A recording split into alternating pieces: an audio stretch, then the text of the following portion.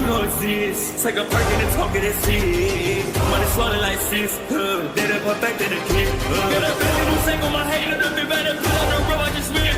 I know we got $1 million. The devil that shit ain't not cheaper again. Hello and welcome back, fellow anime lovers, to MangaMuse. I am delighted to have you join us once again in the world of fanfiction and fantasy. This is the second part of What If Deku Enters Hazbin Hotel. Special note, this fanfic is written and a masterpiece of Mrotrax on FANFICTIONnet. Do check and support the author too. Now smash the like, share and subscribe button for more. Also press the bell icon so that you never miss such great parts. Thanks for the introduction. Now let's dive into the world. Several hours earlier, Charlie Magna had been on Cloud 9 for most of the day and the previous night after Alastor had offered his aid to the hotel. With such a feared and powerful backer, even if he didn't believe in her mission, things were certain to sail a little more smoothly. Especially for her beloved Vaggie, who was no longer a one-woman staff. With the inclusion of the adorable if also slightly psychotic Niffty as a housekeeper and Husk as the front desk clerk and bartender, even if the bar defeated the whole purpose of redemption, but perhaps it could be used for rewarding milestones. She'd sleep on it, the moth demon could fully integrate into her role as manager.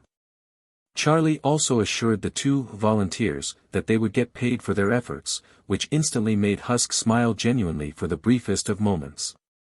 Sure, he was bound to use most of his pay for gambling, but if it made him genuinely work harder, Charlie accepted that. Niffty, on the other hand. Well, Charlie had to remind herself Niffty had died in the not very progressive 1920s, when the role of a woman was pretty much a housekeeper and cook while the man handled everything else. One might be forgiven for thinking the adorable cockroach demon would have grown past that, but in hell, very few are progressive in positive manner. Which was part of the hotel's mission. On top of curbing or eventually cancelling the purge, the princess of hell hoped that it would show everyone, especially her father and his ex-employer, that just like in life, the afterlife was not always cut in black and white. The only thing that Charlie wished could be better was the day itself. She had to wait one more days before Izuku could come over freely, so that she could share the good news with him and then fully enjoy his latest sketches and notes on heroes. And then she saw her baby brother conversing with Alastor. All the happiness and relief she had felt went straight down the crapper, replaced by fear, especially when she heard what Alastor said. Well, what would you say if I told you I could make it so that your quirk worked on Earth as well?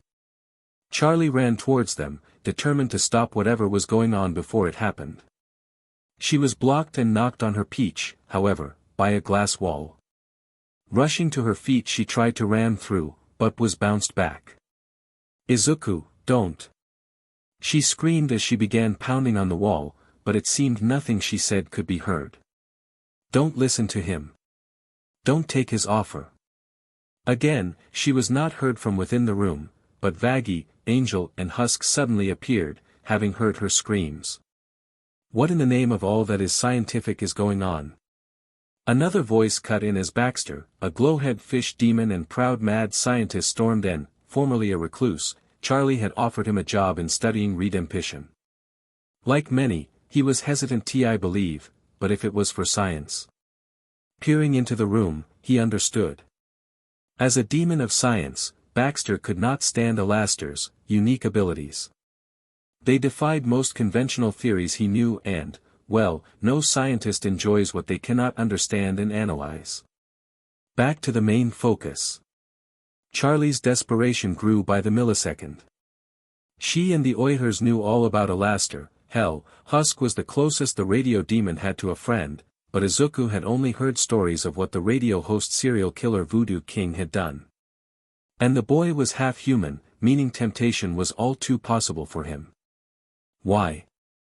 Izuku asked from the other side. Why would you help me? Charlie normally would have stopped to listen to Alastor's answer, but her instincts were telling her otherwise. Vaggie on the other hand, heard everything. Like I told your sister. Alastor beamed. Boredom. And while the hotel's inevitable failure will definitely keep me entertained, my work needs a new muse. A new focus, and you, my dear Izuku, are that focus. Izuku was still hesitant, which Charlie was grateful for, and made her calm down slightly. Alastor was a dealmaker, he never did anything without hiding what he truly wanted. Of course, you don't trust me, and I can't say I'd blame you. The radio demon pointed out. You can just go back to your boring, dreadful life. Try and become a hero without your quirk. That'll be a story for the ages once it comes here. Remind your darling saint of a mother how you struggle when all you want to do is help, but are held back by a handicap. Grin and bear those fools who will never see you for who you truly are. Settle for a minimum wage job without someone special in your life. Izuku was seeing more and more of Alastor's points, and sadly, so were the other demons. No way the kid'll settle for that. Angel spoke up. He'll die before that happens. Idiota, Lila Habitacion. Vaggie snapped as she pointed to her love, although she found herself agreeing. Or.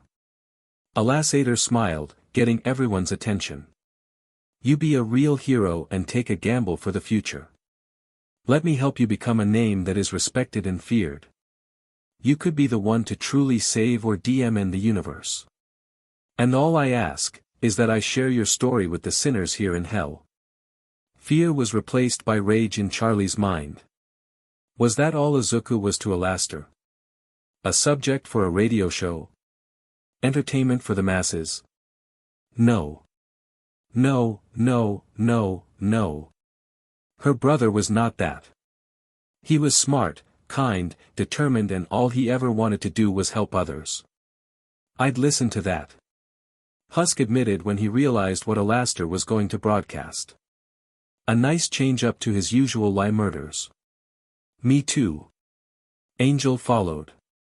While she didn't say anything, in the back of her min, Vaggie shared the thought. From inside the room, Izuku looked down in his feet. No. Charlie whispered, fearing the worst. No, no, no, no. Don't.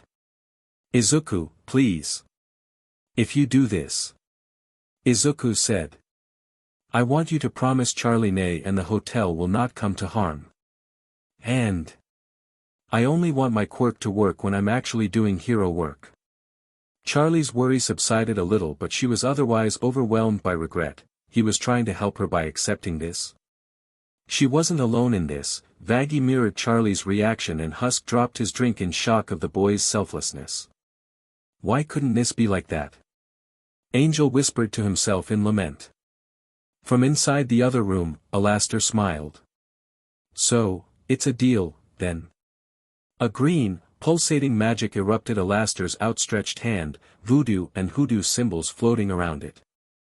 Izuku looked at the hand. Then at Alastor. Charlie held on to hope.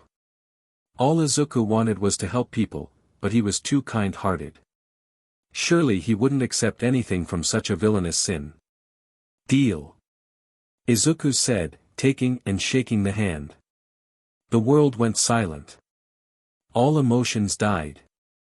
Except for, of course, the sinsider smile of a certain stag demon. Yees. Alastor grinned evilly. Instantly, the magic left Alastor's hand and forced itself into Izuku's body. Instantly, the boy began to feel a sick, demented and yet intoxicating feeling engulf his form. Izuku, no. Charlie screamed as she finally broke through, fully transformed to destroy the obstacle to her path and racing towards him, but she was suddenly held back by Alastor's cane. Izuku's body twisted and crunched as an inhuman roar filled the air of Pentagram City, shaking the area around the hotel. His nails grew sharper and his skin fluxed between chalk white and normal, his freckles growing and shrinking. Green flames danced around his forms along with the voodoo symbols that had accompanied Alastor's magic, and 2 wisps of hair shot upwards, straightening into horns. He then, rather unceremoniously, crashed to the floor, in his usual, in hell, appearance, but going from his smile, it felt different. Either that, or he was so happy to see his half-sister that the direness of the situation did not cross his mind. Charliemorningstar. Izuku beamed happily as his sister, still fully transformed, stood in between him and Alastor, whose smile never vanished even with Vaggie's spear at his neck and Angel pointing a Tommy gun at his head. "How dare you?" Charlie roared at Alastor, who only seemed amused with her rage. "Now my dear, hold on. That's no way to treat a business partner, or your brother's sponsor." Alastor smiled, not at all worried for his life as he whacked the Tommy gun aside and flicked Vaggie, spear and all into the nearby wall. "To Kane with that. You did what you, Mommy Inko and dear old dad never did for him," Alastor pointed out. The silence that followed was beyond deafening. "Ouch." Angel grimaced, totally sincere in that feeling. "DMNL. That's harsh, even for you." Husk mused, taking a gulp from his flask. The reindeer demon simply shrugged and took a good look at his new subject. "I don't feel that different," Izuku pointed out, giving his demon form a feel. Aside from some sharper claws, nothing felt out of the ordinary. "Like I said, mental block," Alastor said, finding his nails more interesting than anything else. "You know, I actually did suggest checking the young prince's brain," Baxter said. "But apparently, even in hell, open-head surgery on minors is frowned upon. Herophilus and Alzarawi must be turning over in their graves." He went ignored as Charlie pushed her way to her brother and gave him a look over. How could you?" She wasn't sure what to say, but settled for hugging him. "Well, how about you give them a go?" Alastor suggested. All eyes turned to him. "Just a quick little test," he suggested. "A trip into the human world to see if the transformation stays.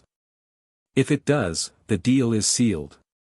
If it doesn't, I retract whatever voodoo or hoodoo is inside the boy and we can act like this all never happened." "No way in Kane will we act like this never happened." Vaggie growled as she pulled herself off the wall. "Maldito hijo de puta enferma." "Language, my dear," Alastor said, his smirk growing as he returned his attention to Izuku. "Well, go on your highness. For every high, there must come a low." Not even a few seconds that he had been brought to Alastor by the radio demon's flunkies, Izuku stepped out of the portal and winced under the afternoon sun. It was then that he realized his skin was lighter than usual. He pulled his hand back to see it was chalk white and his nails were now short claws. He moved to his mouth to feel his teeth were sharper. He inched upwards, finding his ears were now pointier. He dropped his backpack and searched for his phone, turning on the camera to examine himself, only to let out a startled shout and drop said phone. Realizing this, he reached for it, and it zoomed back into his hand. What had Izuku seen? He was in his demon form. Pure white skin. Large, apple-like freckles. His hair now with two noticeable, but rather small, horns. Gold around the green in his eyes. Sharper teeth. And telekinesis for a start. Izuku looked at his other hand, which suddenly burst into a tower of green flames that vanished just as quickly, but not before slinking downwards and frying what looked to be some moving sludge. The boy fell onto his butt as a smile began to cross his face. This was real. His quirk worked on Earth. He could be a hero. And then the thought came. All at once. I'm gonna kill that. I'd filthy emitters. Mutations are better off as villains. Izuku clutched his head and ears, trying to block them out. They kept coming. No one will miss a few yen. I better get paid for this. Best need slapping. Get a job, ya lazy crip. Why don't the elderly just die already? For the Meta Liberation Army. More profits, less paying. My legacy will trump. Izuku stifled a groan, begging them to stop. He rushed to the roof, hoping to see something that would distract him. He did, but it made things worse. Every person he saw had what looked like a groaning face on them, each a different color and with a kanji on them. Pride, greed, lust, sloth, gluttony, wrath, envy. Izuku then spied Katsuki Bakugo, who was clothed with the pride and wrath symbol faces. In spite of this, Izuku tried to focus on his former childhood friend, hoping that Katsuki's ego would distract him from whatever was. Worthless Deku should take my advice, then I'll never have to. Everything went silent. Water dripped from Izuku's face. Groan sobs began to break through. He had thought about it, the backest part of his head. But to actually hear it? Without realizing it, Izuku rolled back into the portal. In spite of it being mere milliseconds, the return to hell could not have been any slower for Izuku. Gasping for air and opening his senses again, he looked around.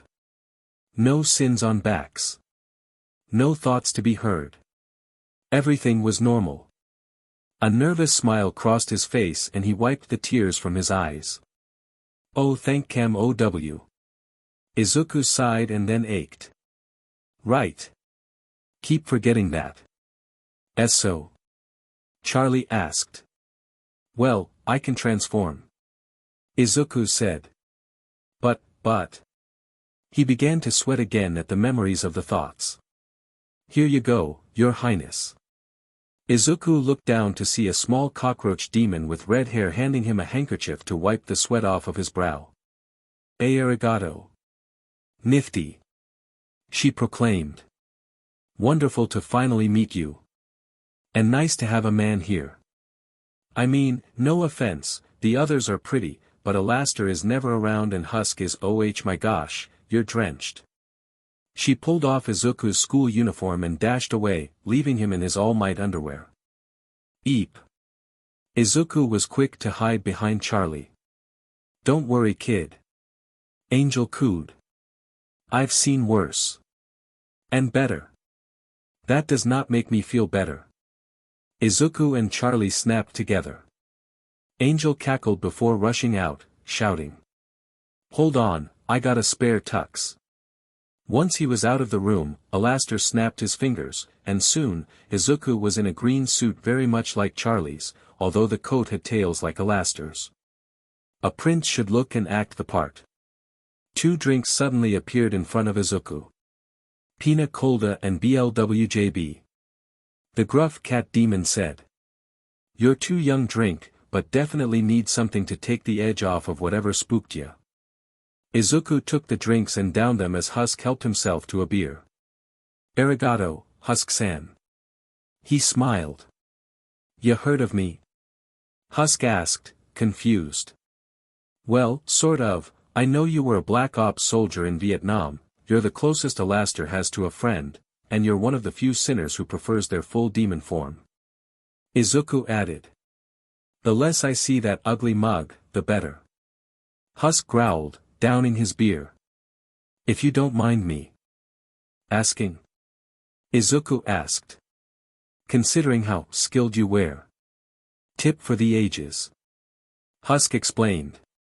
Never gamble with somebody who looks like they have an anger problem without some defense. Angel finally returned, but saw Izuku had apparently changed. Ah well, maybe next time. The spider demon shrugged. Looking good, Aizu.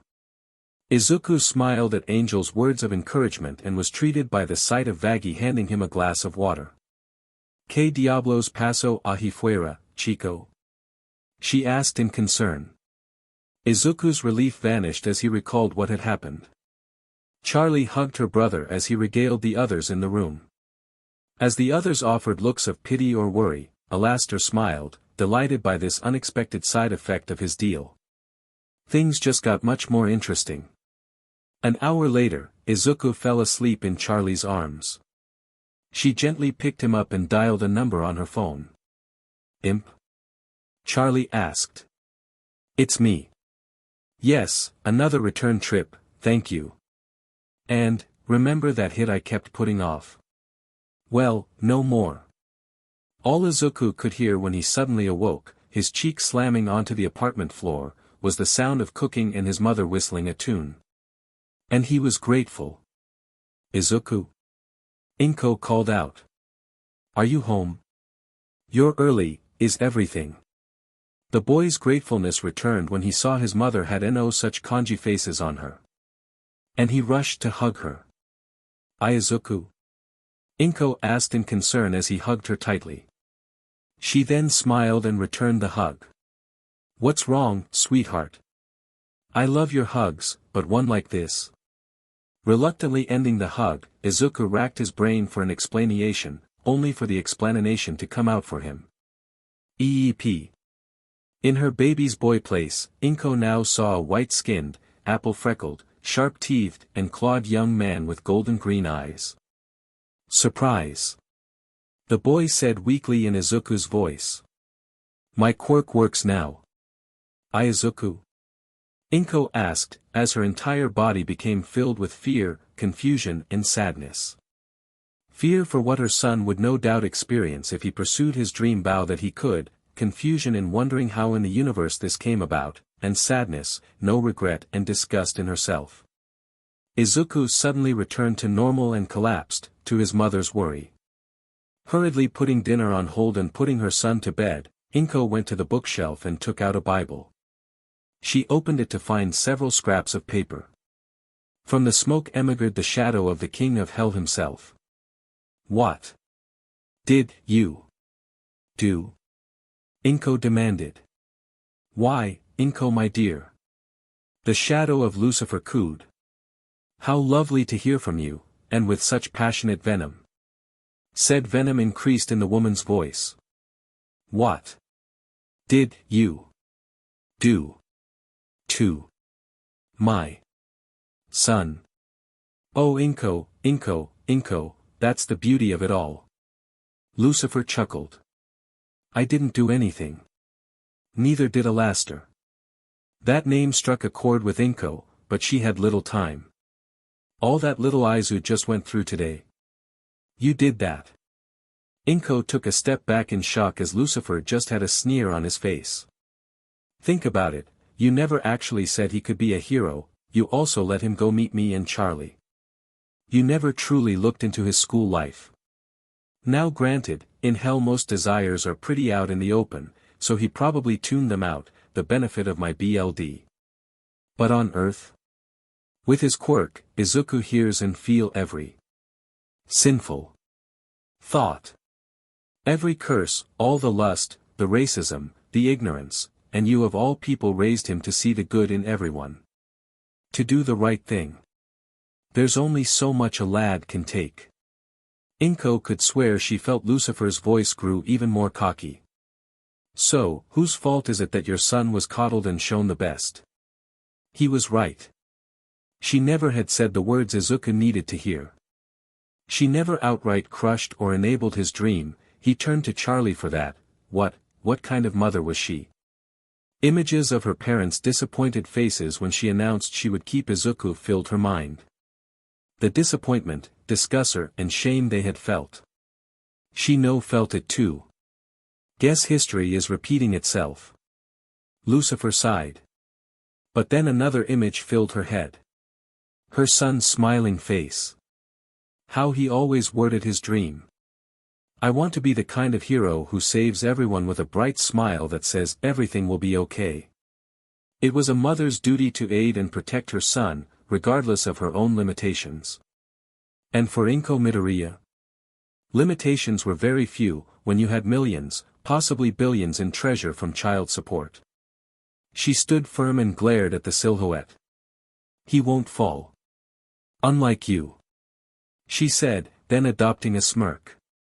She then blew on the smoky outline, ending the discussion before she went to her computer and made several orders for immediate DLVRY from Deterrent Technologies.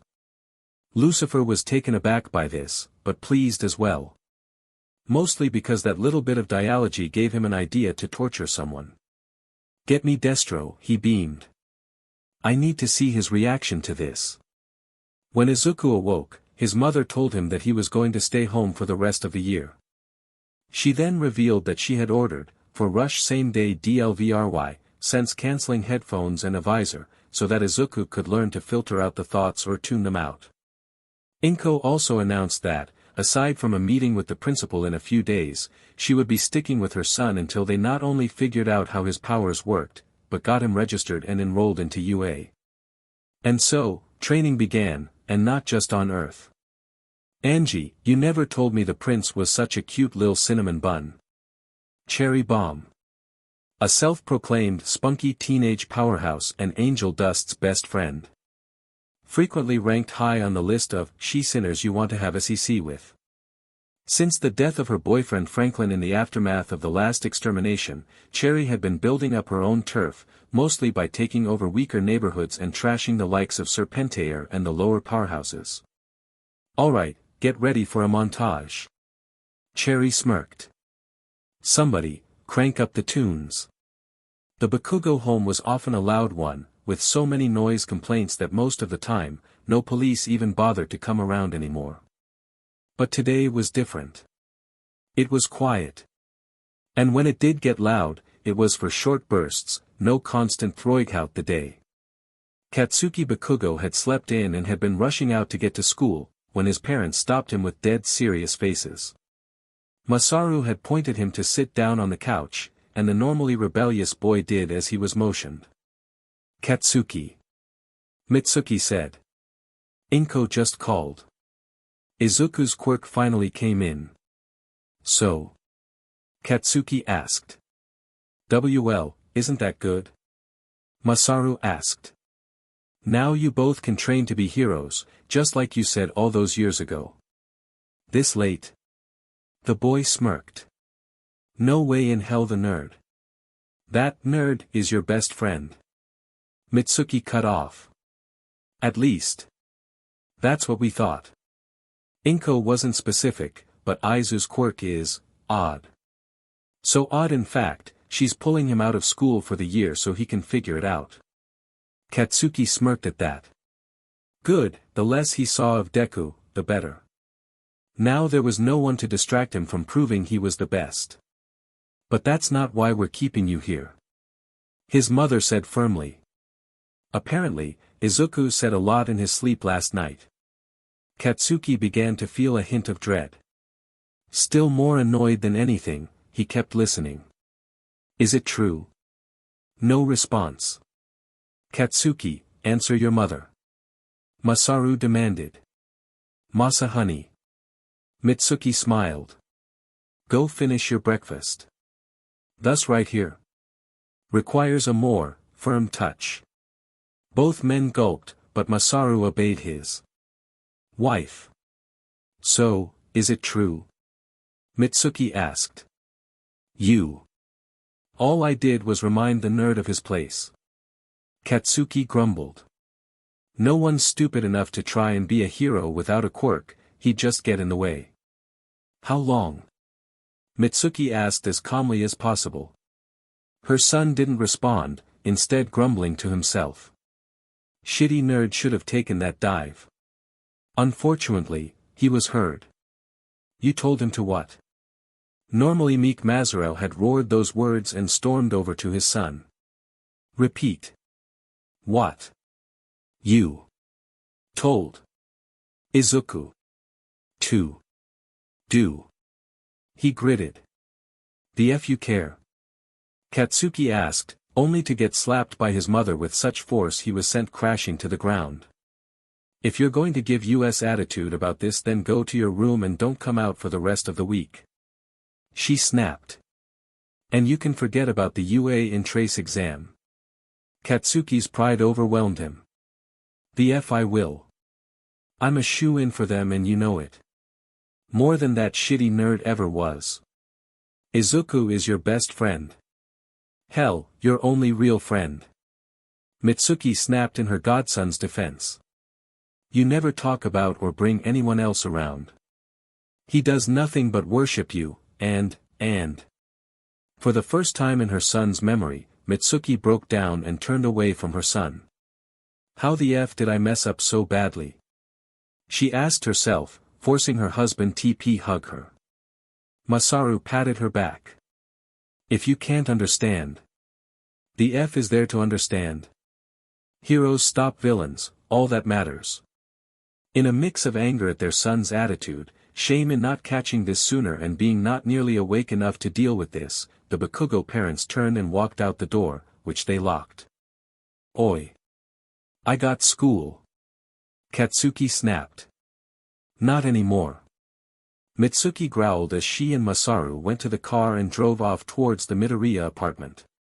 With an annoyed huff, Katsuki fixed himself some breakfast and then went back to his room. If he wasn't in school, he might as well play some games or watch HeroTube. That had been the plan for what he'd do second he was in his room, until he felt two blades at his neck and the nozzle of a gun pressed onto his forehead. Inside of his room were a trio of red-skinned creatures, two in business suits and the other in a biker chick outfit. Katsuki Bakugo, right? The lead asked as his favorite employee kept his gun aimed at the blonde boy's head. Don't answer. You see, we have problem. In case it ain't clear yet, we're being paid WAAAY more money than we could ever hope to use in our semi-immortal lives to kill you, like we have. And will. The female giddily added. Thank you, Mill. The lead smiled. And will with your cronies, your teachers and a few others. To prove their point, Mill produced and emptied a bag that contained the heads of several of the blonde boy's teachers and the two extras who had been with him when he told Deku to take a swan dive. As it turned out, in spite of what many sinners thought. When the Princess of Hell wanted someone to suffer, she proved she was her father's daughter. Charlie's frequently put off hit for the IMP had not just been her baby brother's primary bully.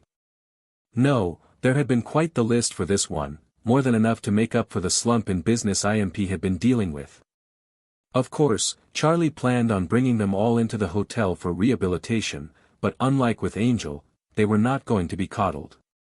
With the attitude she had heard Izuku claim they had, any of these folks could just as easily become employers of IMP services or fall in line with the overlords. These were among the reasons why the imps were being so swift with this job, but also being extra careful with the main target. A little known fact, while suicide was a mortal sin and damned the soul who committed it, suicide baiting was just as bad. There was no doubt where Katsuki would be going when he died.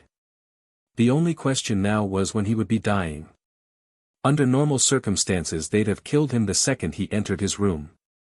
However, we also know that the reason you're being targeted, for some Cain-damned reason, sees potential in you redeeming yourself in life, while our client wants you to do the same in the afterlife. And as it turns out, our client is not the only person chomping at the bit to have us kill you. You pissed off a lot of people where we come from, both in life and just with your attitude. And those people have a lot of money to throw at us. In spite of liking the young prince, Blitzo was a businessman first and foremost. He has employees to take care of and a reputation to maintain.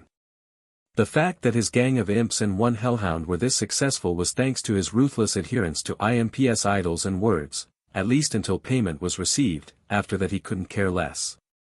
Besides, who reads reviews in hell? That being said, the imp also knew he owed his success to powerful royalty and that it was a mistake to get on their bad side. This was especially true, he believed, in the case of sweet little Izuku, the nice ones could often do the worst damage. Now that he apparently wasn't limited in where his power worked, Blitzo was in no rush to test that theory.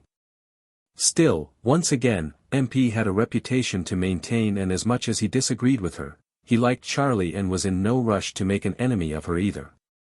So, you see our problem, kill you, make potential billions and only lose face with one of the few positive forces in our lives. Or let you live, see our reputation plummet and hope you clean up your act.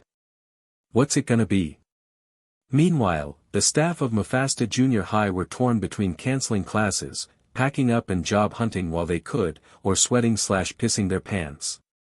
They had just seen a mama bear in its natural environment, putting those who harmed her child in their place. Flashback. Inko Midoriya had stormed into the school early that morning, a look of serene calmness that was offset by her enraged steps. Let me see if I understand this. Inko said, far too calmly and with a smile on her face. You allowed my son to be belittled, insulted and mocked, never once attempting to direct his dream to a more productive manner, ignored any signs of bullying due to his handicap, of which you were well aware and praised several of his tormentors, many of whom performed under him in at least one class, all so that if, by some miracle, one of them became a great hero, this school would gain a better reputation. Is that correct? Yes. The man in front of her said, half trying to come up with reasons and the other half failing to hide lustful eyes. Mrs. Midoriya. Ms. Midoriya. Inko corrected. I am unmarried. And not looking. Ms. Midoriya, you most understand, since the age of quirks and heroism, if a school manages to produce a hero, and well, with your son's condition, then you should have had your staff direct his interest towards a more suitable path. Like a police officer. And before you say anything, no, they never did try that. His cat suggestions were janitor, store clerk and various other low-end jobs. Hardly what one would expect from someone whose only grade below B was in gym. She then tossed copies of Izuku's report cards and cat tests onto the desk, giving the principal time to confirm she was in the right. Principal-san, are you familiar with the phrase, Big God DMN lawsuit? Inko growled. Because you're teachers. All about to get served. And before you start on some tirade about how I cannot afford it. Inko opened banking on her phone and showed her account balance to the principal. His eyes widened. His jaw dropped. His pants browned. Inko Midoriya then stepped out, flipping off several teachers as she did so. Izuku had needed to get out. He hadn't intended on so much to happen. Looking back, if he had been aware, he'd have just napped instead.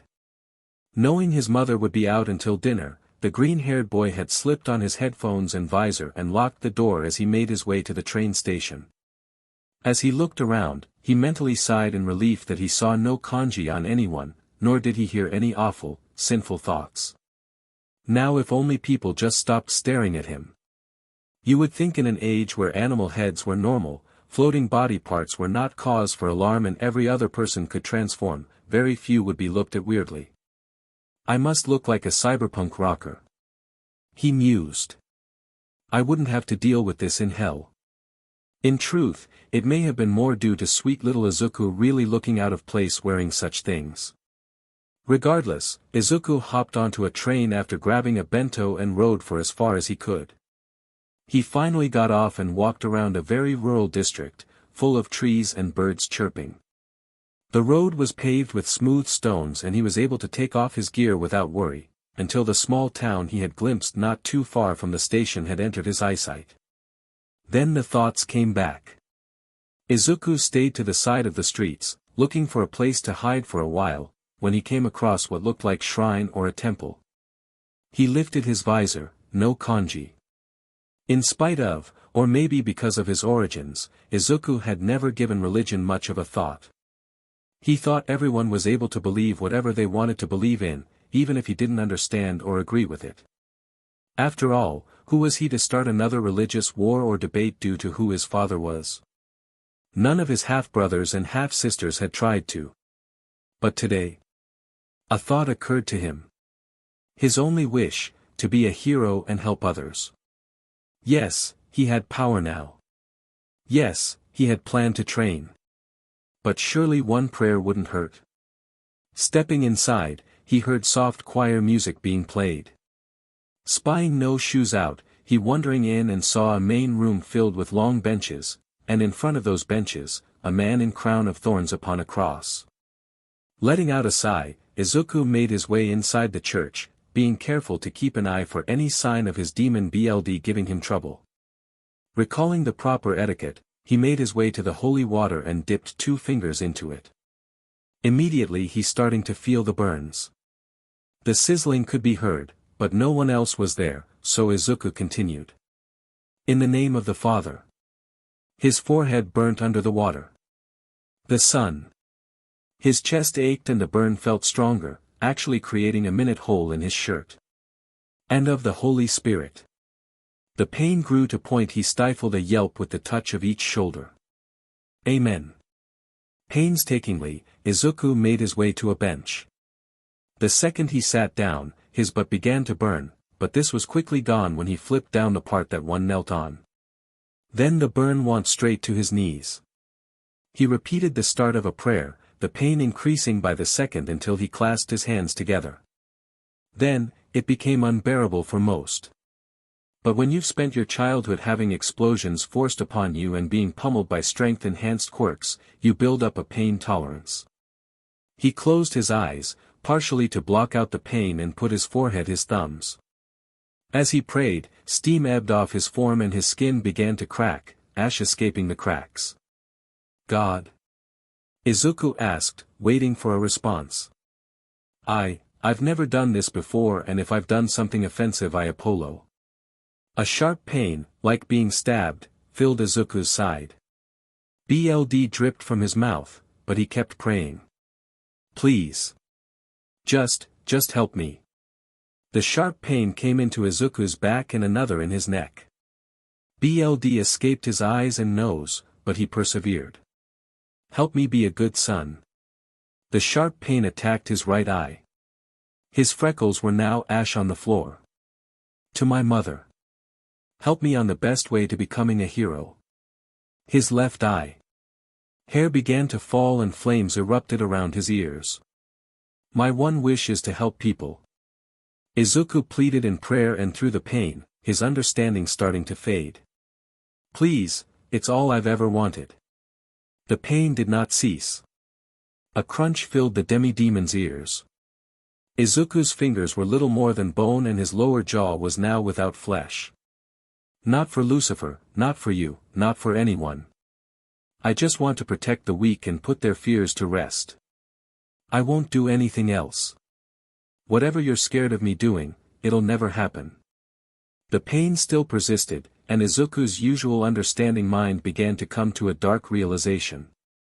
So you really do punish many for the actions of a few? Is that why hell is so full?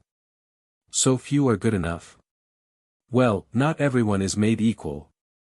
And this pain? What kind of parent allows that? I thought you were as forgiving deity, but I've met sinners with more kindness and understanding than you. A fury filled him. A fury that made him forget the bleeding, burning and aching pain. So much sinners are just a deed or two off being normal. Fine, so many more truly evil and awful are there, but vaggie was forced into her way of life for crying out so loud.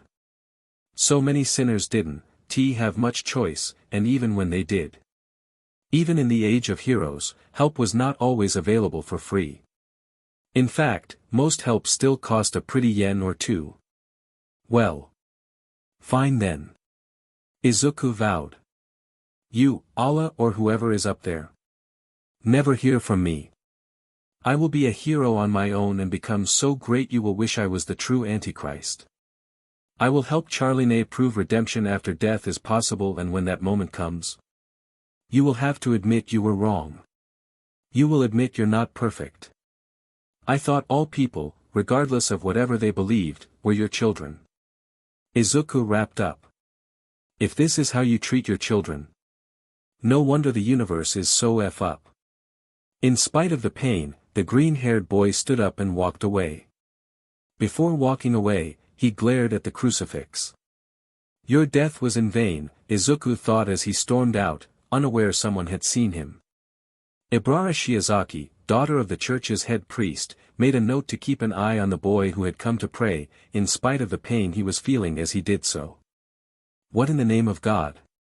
The second he was out of the church, Izuku instantly felt the pain and burns begin to lessen. Spying his hands, he saw the skin repairing itself and a strange feeling filling his form. The feeling was warm, powerful, stuck, like a drum roll being injected into him, hyping him up and reminding him of his great power. A sense of relief and satisfaction filled his form, a smile creeping onto his face, before the thoughts and kanji came back in full. Glancing at his phone, Izuku saw his face was back to normal and hurried to catch a train back home.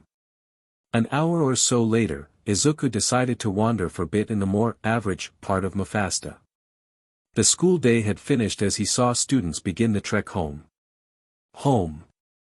Thoughts of his mother filled the boy's mind, and with a sad smile, he turned to head back. Only to pause.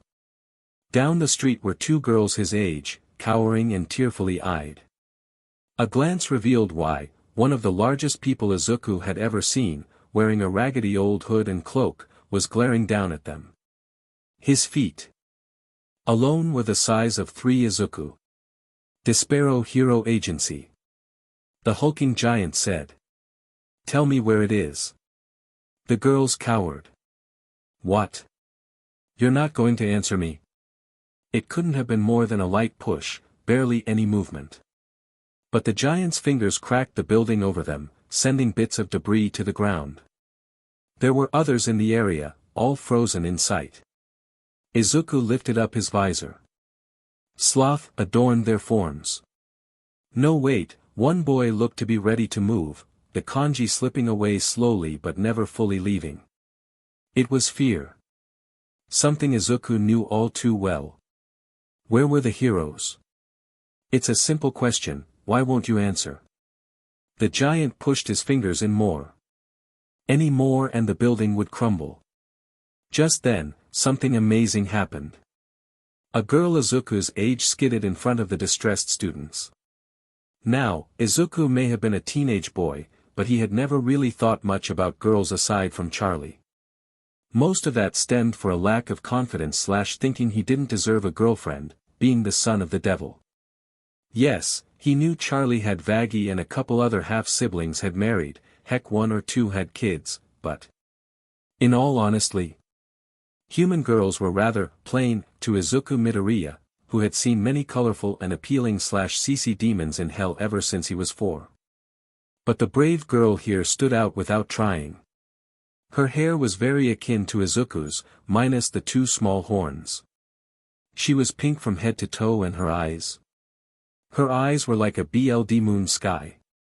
Around that corner and make a left at the big street. She shouted to the giant. The agency is 2 kilometers from there. Wait, that's the police station. Izuku thought in worry. He understood why the girl had given those directions, but going by how the giant had reacted just for not being given an answer, he spied a stack of unopened magazines and reached for them. Sir. Izuku called out in desperation, then composed himself. I am actually delivering to that agency, I could SCRT you if you wish. The giant turned its attention towards Izuku, whose uncovered eyes were nearly blinded by the kanji on its form. Wrath. Sloth. Pride. All over this being's face. And the sheer power that Izuku could sense coming from him. Thank you very much. The giant then began to lumber towards our hero, who pointed in the way the girl had been pointing. Everything is for my MSTR. Izuku forced himself not to look over his shoulder to make sure everyone was safe, not wanting to risk anything. For a good 10 minutes, he was scared to so much as breathe and mentally screaming. Where are the god-DMN heroes? He winced in pain. Screw you too. Izuku was so entrapped in keeping the direction of the agency and pondering this that he failed notice that the second he had gotten the giant's attention, his power had sparked to a level comparable to his hero idol in his prime. Had the boy been more impulsive, he might have actually prevented many a deed that would follow in the coming year. Sadly, this was not the case. Upon the start of the 11th minute, Izuku saw their destination and let out a breath. Here it is. He announced. That girl, she gave the wrong directions. The giant noted, the wrath kanji growing as he declared this. The design is similar to the police department. Izuku pointed out, trying to soothe the growing anger. It's a common complaint on all the hero sites, actually. To give the idea he was still doing his DLVRY, Izuku moved to deposit the magazines at the doorsteps and possibly warn any sidekick, only for a hand the same size as his whole body to block his path. Thank you, young man. The giant said, almost gentle and tenderly in tone. But that will not be necessary. Here, take this for your time. A very heavy and bulging wallet landed in Izuku's hands, making him drop the magazines. Buy yourself something nice. Now, you might want to leave now. The boy did not have to be told twice and ran in the opposite direction. No sooner was Izuku out of the giant's sight, than he charged inside and destroyed the agency, building, sidekicks and hero. That evening, as the destruction of Desperado Hero Agency was being investigated, Detective Tsukachi would notice a miraculous undamaged surveillance camera that had caught the whole scene, including the green-haired boy who had escorted the villain. Izuku had teleported to hell immediately, needing to catch his breath and calm down after that. What have I done? He thought. I just helped a villain. A villain. And a crazy powerful one too. What was going on in your head, Izuku? I mean, I did help stop him from rampaging, and no, I just moved his rampage to a hero agency. Wait, maybe I'm overthinking. Dodge. The boy's thoughts were cut short by a flurry of bombs being thrown his way. He barely had time to leap away before another hit him full on. He coughed out smoke and, cherry-flavored powder of some kind. Compared to Katsuki's explosions, these were nothing. He turned to face his attacker, who swung another bomb at him. Izuku unleashed his green flames, incinerating the attack, but blocking him from seeing the one at his feet, sending him skyward. A pink and white blur rushed at him and he could hear and smell the lighting of more bombs. Izuku swung a punch that landed, sending the attacker to the ground. Ow! Punched me right in the melons. Izuku's battle instincts died immediately, a huge amount of shame and disgust at himself filling him.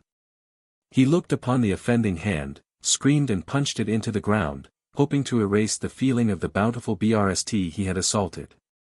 Oh my gosh! Izuku gasped. Miss, I am so sorry. Are you? A punch to the chin sent the boy on his back. I deserve that. Izuku groaned. It was then that Izuku realized just who had been attacking him. Cherrybomb. The spunky powerhouse. A wannabe overlord, one of the most desirable she-sinners and girlfriend of the late Franklin. In life, she had been part of an extreme feminist group founded by her mother.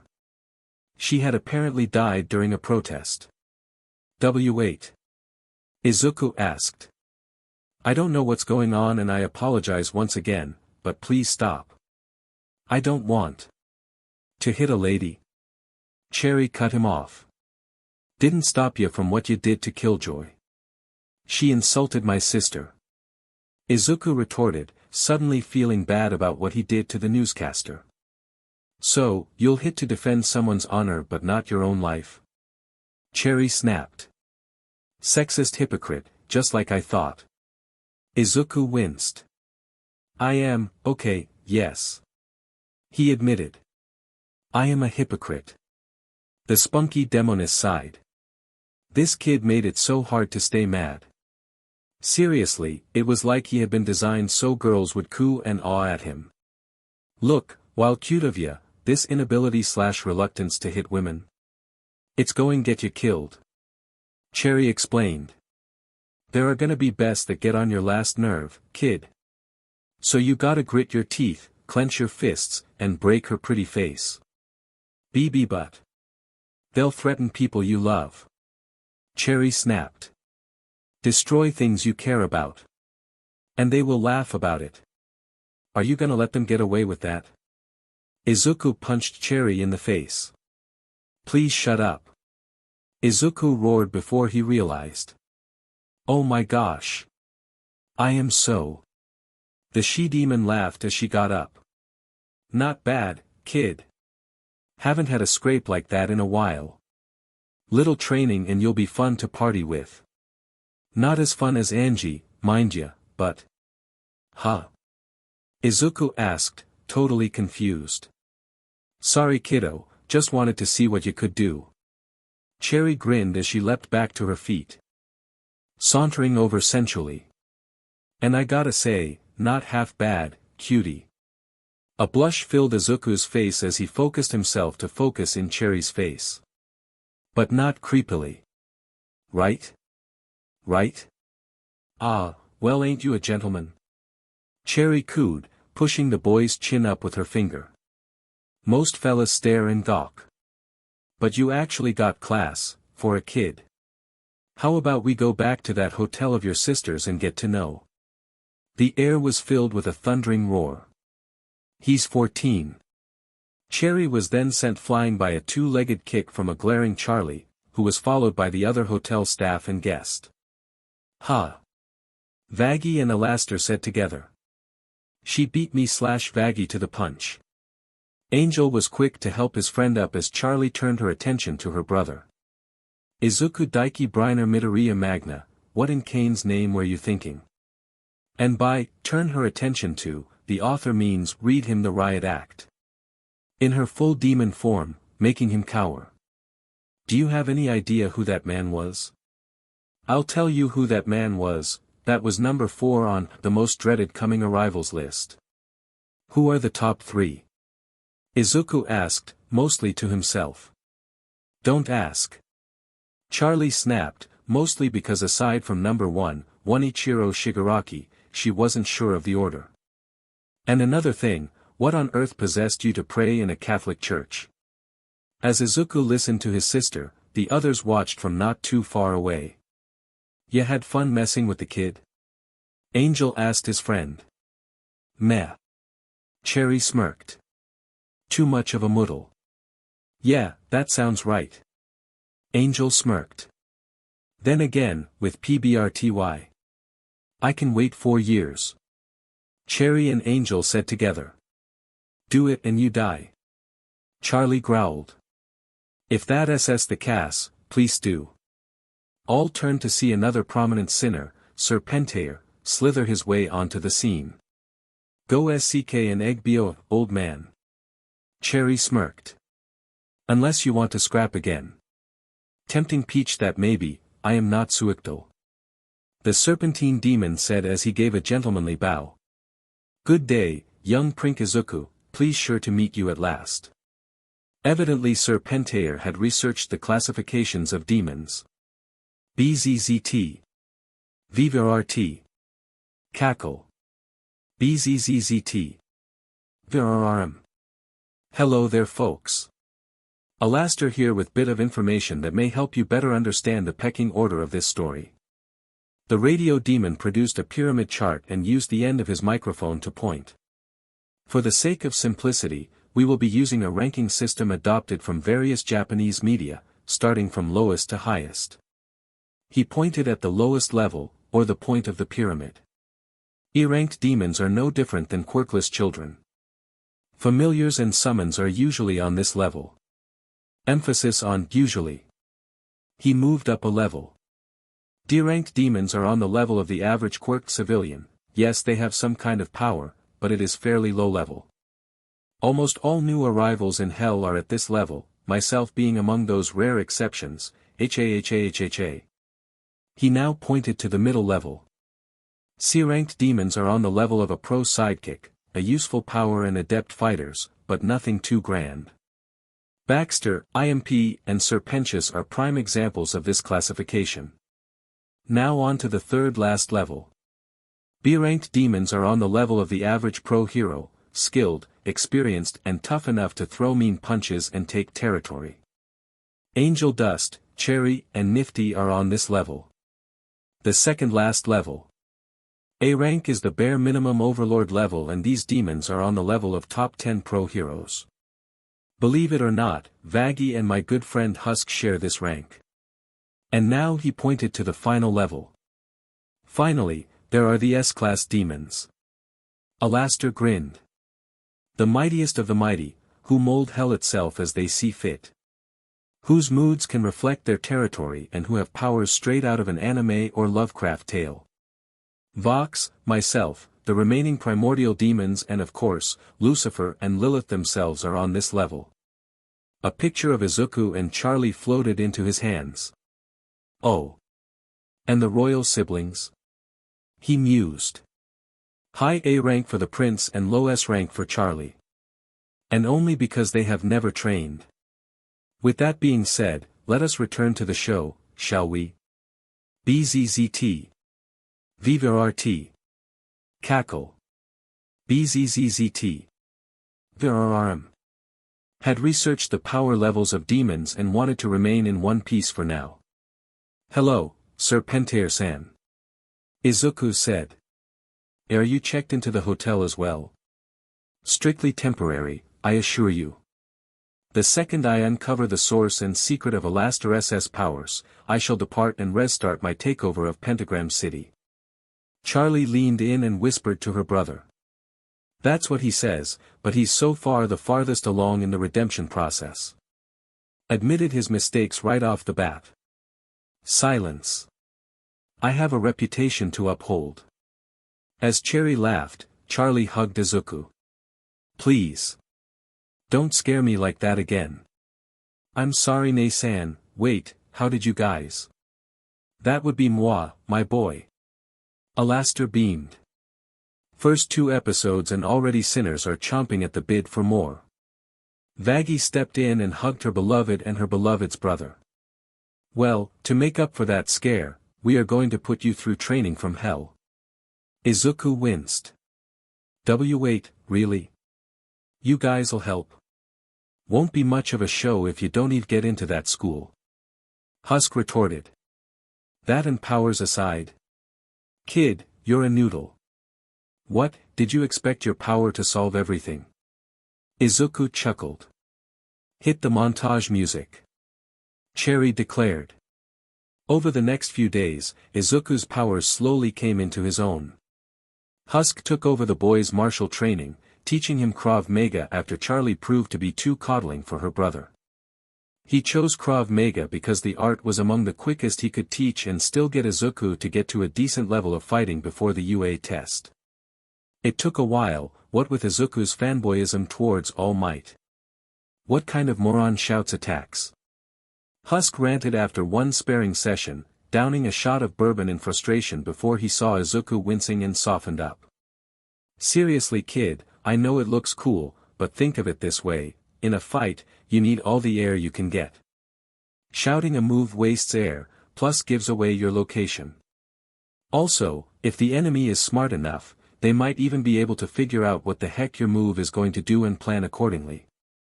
Wait till you're badass enough, then start calling out moves." The green-haired demi-demon nodded in understanding and quickly jotted down some notes. "No breaks," Husk shouted as he kneed the bot in the chin, sending him flying. "Not until you can pin me down." But soon enough, Izuku had gotten the moves down a science. Husk smirked in pride as he hammer-fisted, knee-slammed and side-kicked the various sparring partners Sirpentious had whipped up. The ingenious former crime lord wasn't too upset over these. The spars gave him ideas on how to upgrade his technology so that, if the hotel ever stopped useful to him, he would have better equipment for the next time he launched a takeover of Pentagram City. And of course, this way, his egg boy supply didn't dwindle. Whenever robots were not available, Cherry sparred with the young prince.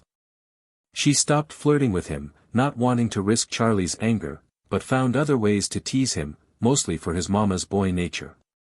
It was at these points that Vaggie would leap in and help her beloved's brother learn how to fight off weapon-using enemies.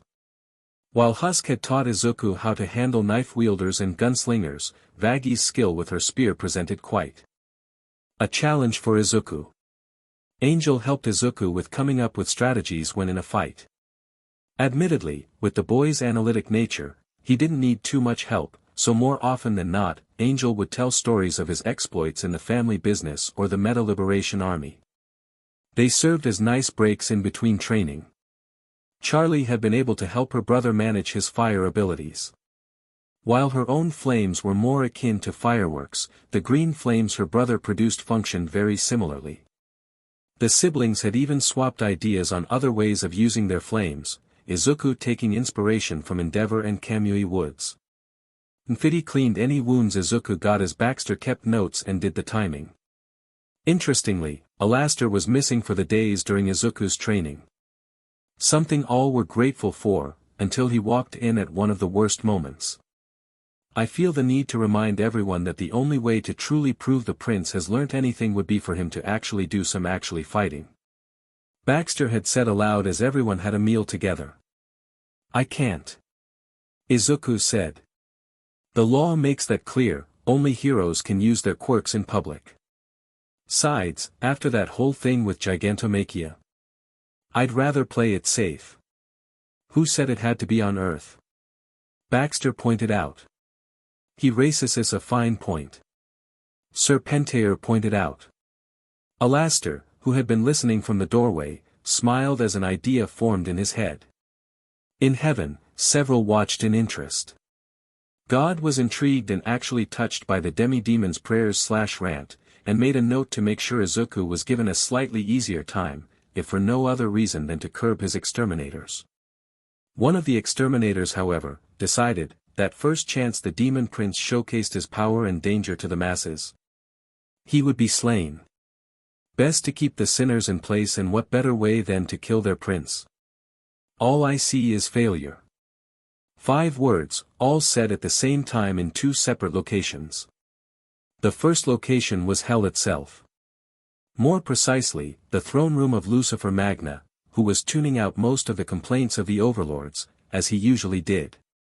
However, this time the complaints took a different turn, one that actually got his attention and gave him the excuse he was looking for to remind these sinners of the pecking order.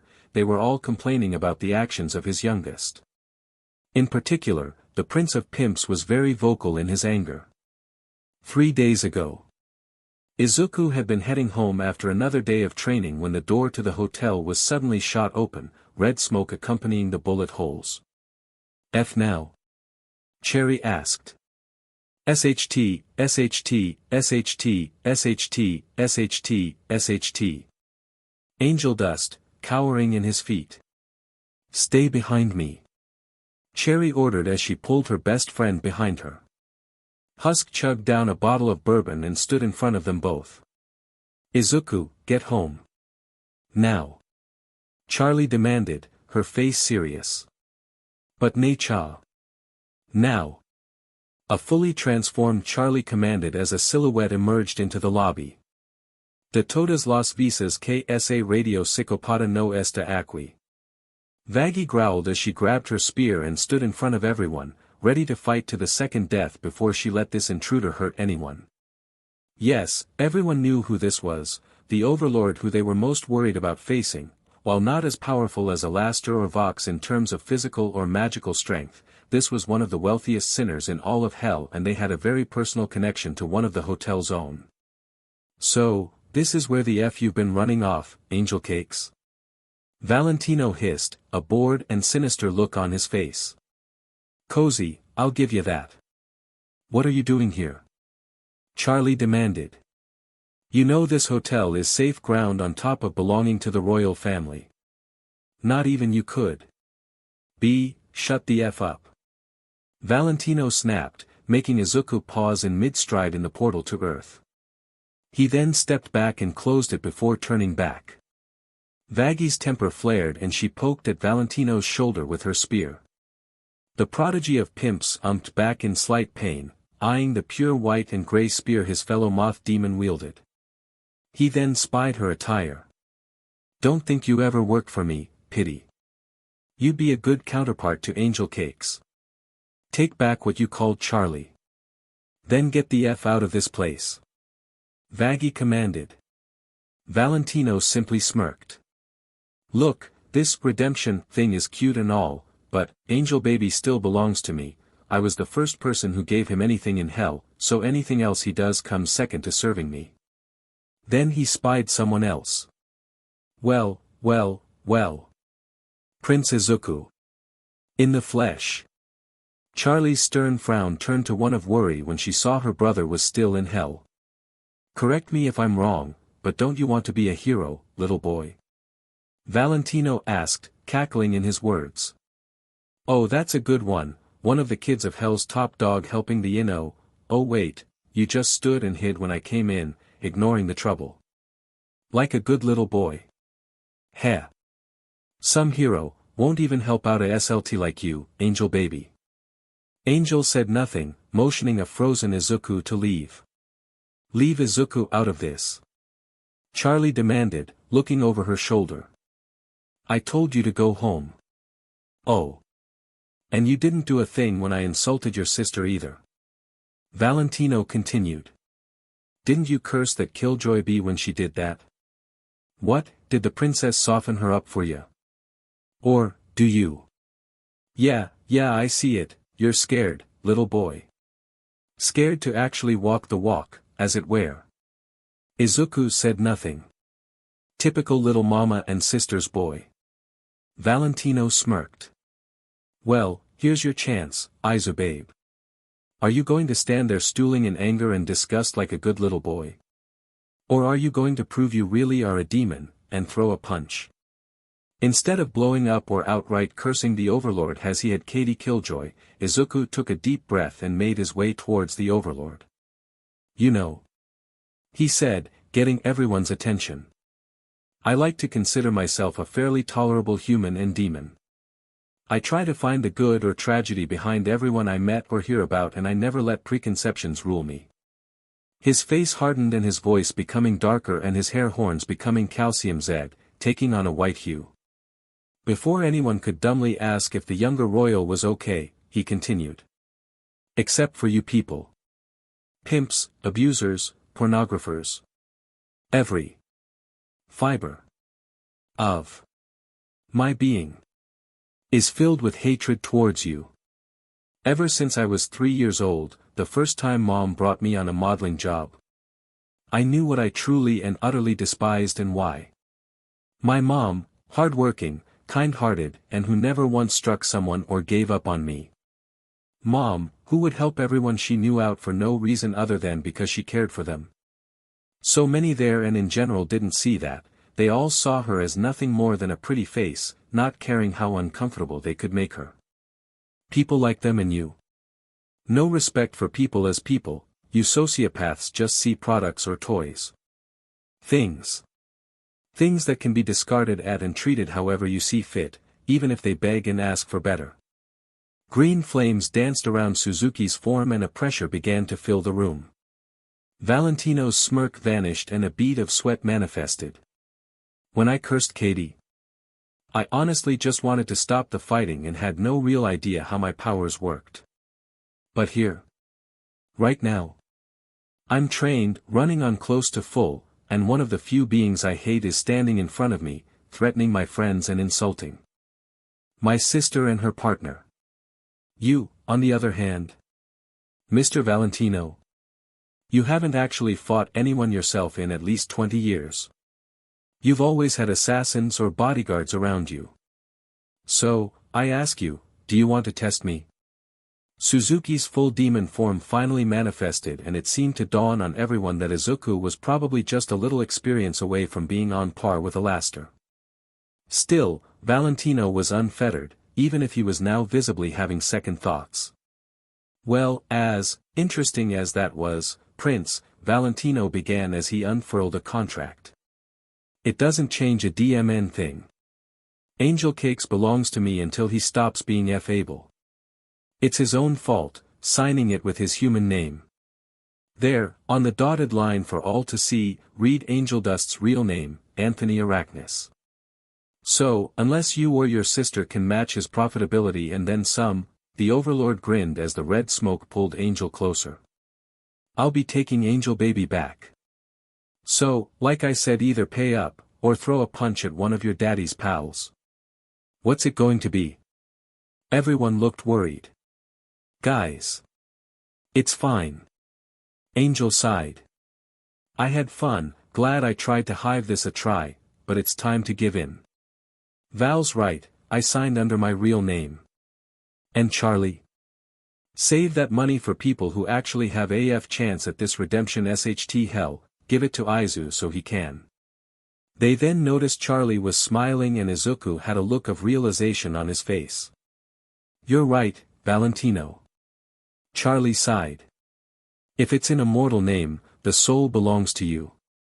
Finally seeing reason, Princess. Only, Charlie cut off. Your mortal name isn't Valentino, is it? The moth demon paused. At least, it wasn't your BRTH name, isn't that right?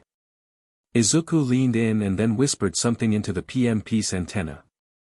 No one could hear, but the shocked face on the Overlord's face, as well as the smoke vanishing into his cigarette and his hat falling off, spoke for him. How the F did you? Dad told me. Charlie said. Research. Izuku followed up. Since I'm not going back to school, I have more than enough time on my hands. All I had to do was limit it down to America in the 1970s, which is when you died, then narrow it down to SEC offender cases that were made public, because if you were a no-name you'd have been gobbled up the second you landed in hell. And I did all of that on Earth with a quick browse. Izuku then returned to the contract, which Vaggie had scanned. Since you signed this under an assumed name/title whereas Angel signed under his mortal name, you technically forfeited any right to him and his form. All mouths dropped, except Charlie, who was grinning ear to ear. Hey, there is a reason lawyers go here. Charlie mused as she continued. So, with that in mind, all the money you made through Angel would go to your partner Vox. Oh wait, he's also not using his mortal name either, so his right is forfeited as well. To whom is it going to Vaggie? Vaggie smirked. Angeldust himself. A check suddenly manifested in Valentino's face. 3 million mons. From my account. Izuku said. Take it and leave. Before I enact every angry fantasy I've ever had with you. Valentino glanced around the room, then the check. With a frown on his face, he grabbed it. Don't get comfy, angel cakes. Valentino hissed. The second your peach steps out of here, alone. It'll be mine again. And you neither, Prince Bricks. You and this shitty hotel just made a powerful enemy with me, Voxy and Velvet. We may not be able to attack you directly, but... He was cut off by Suzuki's reply, spoken without hesitation in 2 words. Bring it. End flashback. Izuku quickly proved he wasn't bluffing. He had started by putting signs close to Cannibal Colony to dissuade newcomers from venturing in, along with another in the place where most newcomers landed, offering them sanctuary at either the hotel or directions to the calmer territories in Pentagram City. He then alerted the appropriate Earth companies about the illegal streaming Vox did before spending an undisclosed amount of his own mons to buy and give food to the poorest and weakest sinners and demons. Said amount of mons was slowly getting replenished through Alastor using him as the source of his radio show, as well as, to his and Charlie's shock and somewhat displeasure, merchandise with his face on it that Rosie was selling at her emporium. Prince Izuku the t-shirt. Prince Izuku the lunchbox. Prince Izuku the coloring book. Prince Izuku the breakfast cereal. Prince Izuku the flamethrower. Imp kids absolutely loved that one, it was already on its 3rd model, this one with actual green flames. And last but not least, Prince Izuku the action figure with a voice chip of James saying, I am a hero. This wasn't all, the youngest Prince of Hell stopped muggings, bar fights and turf wars all by himself. Admittedly, he often got a bruise or 2, but nothing he powers didn't heal up when he returned to Earth. As if proving his words to Valentino, the most violent he got was what he did to any rapists, peeping toms or any of Valentino's subordinate pimps. Several were now missing body parts, others were just plain missing, although considering that Cannibal Colony wasn't starving, many had the idea where he dropped them off. So, here they were now, the overlords aside from Rosie complaining about Izuku meddling into their affairs and requesting Lucifer to do something about it. You all seem to have forgotten the point of hell. Lucifer mused as he took a bite of an apple. You were sent here to suffer for your lifetime of evil deeds, not continue them. And while I am grateful for your aid in managing the chaos, all of this is reminding me that I haven't been doing my job. This caught the overlord's attention. Glad for this, Lucifer stood up and began to walk around them. You see, the Eldritch, Dukes and the wife and I have an understanding with Satan. We punish those who failed in life along with helping in the destruction where we can, and he allows us to live comfortably in his domain. Quite a nice deal, if not for the overpopulation. Oversight on our parts. He then swallowed the apple and spat out the seeds, one for each overlord. In order to control the overpopulation and the chaos, I allowed some sinners climb higher and establish themselves over the others. defeats the whole purpose of hell in all honesty, but I digress. While I am grateful for your efforts and the misery you sow, I am under no obligation to protect your ways of finance. You seem to believe hell needs you. It doesn't. As I stated, you're here to be punished for what you did, and if Izuku is the one doing such through his little hero game, who am I to judge? By all means, pursue revenge on Izuku, it'll togen him up. His smile then vanished. But if any of you get the bright idea to attack the hotel again, you'll be right back where you were when you landed here. In case you need reminding, weak. No money. No one in fear or awe of you. And unlike Alastor, you don't have the trump cards. Now get out of my sight. The overlords, sweat dripping from their brows, gulped and did just that. Oh, I almost forgot. Val and Vox. Might I suggest that you do try and save up as much money as you can before, oh bother, now I can't remember the date, well, after Izuku's first working with a pro. Spoiler warning, you're going to lose by his hand before his second year. The King of Hell cackled maniacally at the delicious looks of confusion and fear on the moth and TV demon's face. And speaking of his son, Lucifer shut off his computer and pulled up his radio, tuning to Alastor's station in anticipation. The second location the opening words were being said, was none other than UA itself. More prexily, the office of Pranipal Nizu, who was tearing the letter he had received and the email that repeated it. He'd not read the whole thing, but he didn't need to. Being the smartest being on the planet, he'd merely had to glance to see what they were requesting of him. Humans are so quick to act irrationally when faced with matters they do not fully comprehend. He mused. Yes, this green-haired and freckled boy needed to be talked to. Yes, they needed to hear his side of the story. But to ban or arrest him on sight merely because he had escorted a villain away from a civilian populace? That was a tad too much. Besides, if the heroes had been patrolling the area like they were supposed to, considering the event happened just as school was being left out, the boy and the young pink-skinned girl would not have had to do such. Humans were so obsessed with noticeable power and skill that they frequently ignored something that, if their media was correct, they believed in so much. The heart of a human. The innate kindness to sacrifice for others. The bravery to do what others couldn't attempt. And the other pro in the room shared his belief. All Might may not have actually ever fought Gigantomachia, but he knew who he was. With his sudden attack on Despero Hero Agency, he suspected that the hero there had had some involvement with his old enemy and the monster's MSTR. But the boy who had escorted him there? Yes, the boy was technically eligible to be charged, as much as the Boy Scout hated to admit it. But whereas the commit and others saw an accessory for a villain, All Might saw someone who could potentially be his successor. With the entrance exam's physical aspect about to begin, the number one pro knew who he'd be keeping an eye on. Charlie. Blitzo beamed over the phone, grateful it wasn't Stola's but inwardly dreading what was about to come. Charlotte. My prin.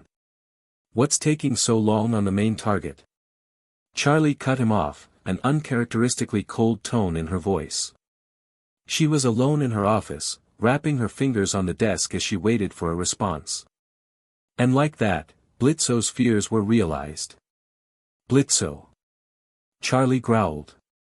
Answer me this, why is it, after getting all the other targets, who are now working at my hotel, that Katsuki Bakugo, the SHT stain in human flesh that made Izuku's Earth life hell and whom I am paying you a third of the hotel's budget to kill, is still breathing and now is just a pending, instead of coming attraction? Yeah, about that. Blitzo said. Your Majesty, I would have loved to kill that brat. No SHT or sarcasm, I mean that. Hell, I'd have done it for free and recorded it for ya. On the other hand, I like keeping on the prince's good side. You cannot deny that you're a little scared of what Izuku could do if he snapped. And do remember I am a businessman first, assassin second. Gotta make sure Moxie, Millie and Looney have enough to live on, okay gotta go by good luck with Aizu when he finds out. He then ended the call and broke out his megaphone. Looney. Who's up for a vacation to Lulu World? Charlie just sat in her chair, unsure of what just happened. Had Blitzo just hung up on her? Did Izuku suspect her? On my cane. Izuku. She shouted aloud as she raced to the break room, tuning the radio. OSHT, is it time? Angeldust asked in worry. Husky, babe. Don't call me babe. And I got you covered. The cat demon entered the room, carrying several bottles of alcoholic and carbonated drinks. I got the snacks. Cherry followed in suit. I managed to make a pseudo-screen. Hencha slithered in as he began to attach a screen to the radio. Bazter was close behind him, eager to examine what quirks Izuku would see. He was nowhere as interested in them as the prince, but a scientist never stops looking for things to study. Niffty and Vaggie were the last to enter, both carrying a tray of sandwiches and veggies and dip. Hello sinners. Alastor's voice broke out over the radio as his face decorated the screen. Curses. Pentious hissed. Was hoping we could see the prinks. Give it a sec. Niffty assured him. It's time for the latest adventure of our darling Prince Izuku. In fact, we honestly should consider this the first true episode. Joining me now is my old partner in crime, Missy, here to give her thoughts on this development. Thank you for stopping by, Missy. For you, Ali. Not a problem. Shall we get started? Of course, right after a brief word out to one of our sponsors, Rosie's Emporium, where you dirty sinners can get your hands on all kinds of knickknacks, paddywhacks and other assorted junk with the prince's face on it. And speaking of, let's jump on in. The selection exam came sooner than Izuku had wanted. As trained as he was and in spite all of the praise the others had given him, the boy was convinced he needed more time, especially since most in the audience were now laughing at him after that one guy with the glasses called him out on his mumbling and told him to leave if he wasn't going to take the test seriously. With a sigh, Izuku made his way towards the training grounds. Maybe punching a robot or two would distract him from. Hey kiddo. Izuku paused mid-step and trooned in worry at President Mike. Why yes sir. Here. Go to the other area. Mike said kindly as he pointed Izuku to another group. That kid who called you out is in TE1 you're heading to, and someone didn't show, so. Izuku looked at the ticket and then the friendly pro. If you're wondering the real reason why I'm doing this? Mike asked knowingly. UA tries to make sure everyone gets a fair chance. You seem shook up with his little tirade, so this is to give you a fresh chance. That, and I'm pretty sure you've tuned into my show a couple times, the kid with pro-level quirk analysis, right? Izuku blushed, not denying or confirming Mick's question. What am I doing, keeping you here? Get on over there, champ. Yes sir. Izuku sulked as he raced to his new destination. Once he was sure Izuku was out of earshot, Mike looked up to the judge board and nodded to Nizu. Izuku transformed the second he heard Mike say, go, his demonic look getting several views he mostly ignored as he jet forward. Husk and Cherry had drilled into him the fact every second counts in a fight or mission and he was desperate to get as many points as possible. He had spent an entire year of training, to mess it all up. He then spied a very short boy desperately throwing what looked to be ball at an advancing robot and a very large boy who looked like a mix of a dinosaur and rocks backed into a corner after his punches did nothing. Without a second thought, Izuku unlashed green flames onto the advancing robots before pulling them back and slamming them together. You two okay? The older boy nodded and gave a thumbs up while the shorter boy was acting like Izuku was a god he should be worshipping. Be safe, okay? Izuku called out before he returned to racing through the mock city to find more robots. He didn't have to go far, several came from the shadows of a shatter building and raced towards the ground. Izuku opened a portal to deal with them all in an instant. I hope UA doesn't mind me giving those to the hotel. Izuku suddenly mused before slapping himself back into focus. Probably have about 8 to 10 points now, need more. Something crash landed right outside the hotel, distracting everyone from the radio. The two geniuses looked out a window, and started smiling like kids in a candy store. "Thank you, Your Majesty." Pentious and Baxter called out happily together. Right outside were fully operational battle robots for them to use as they saw fit. "Save some for the hotel, but go wild otherwise," Charlie ordered, not really caring at the moment if they listened or not. Izuku had moved to a rooftop to scan the area for robots for him to take down.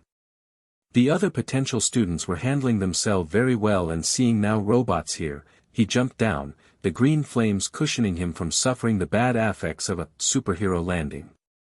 He spied a bird-headed boy whose shadow seemed to act like stand bring down several of the smaller robots, but missing a few more sneaking behind him.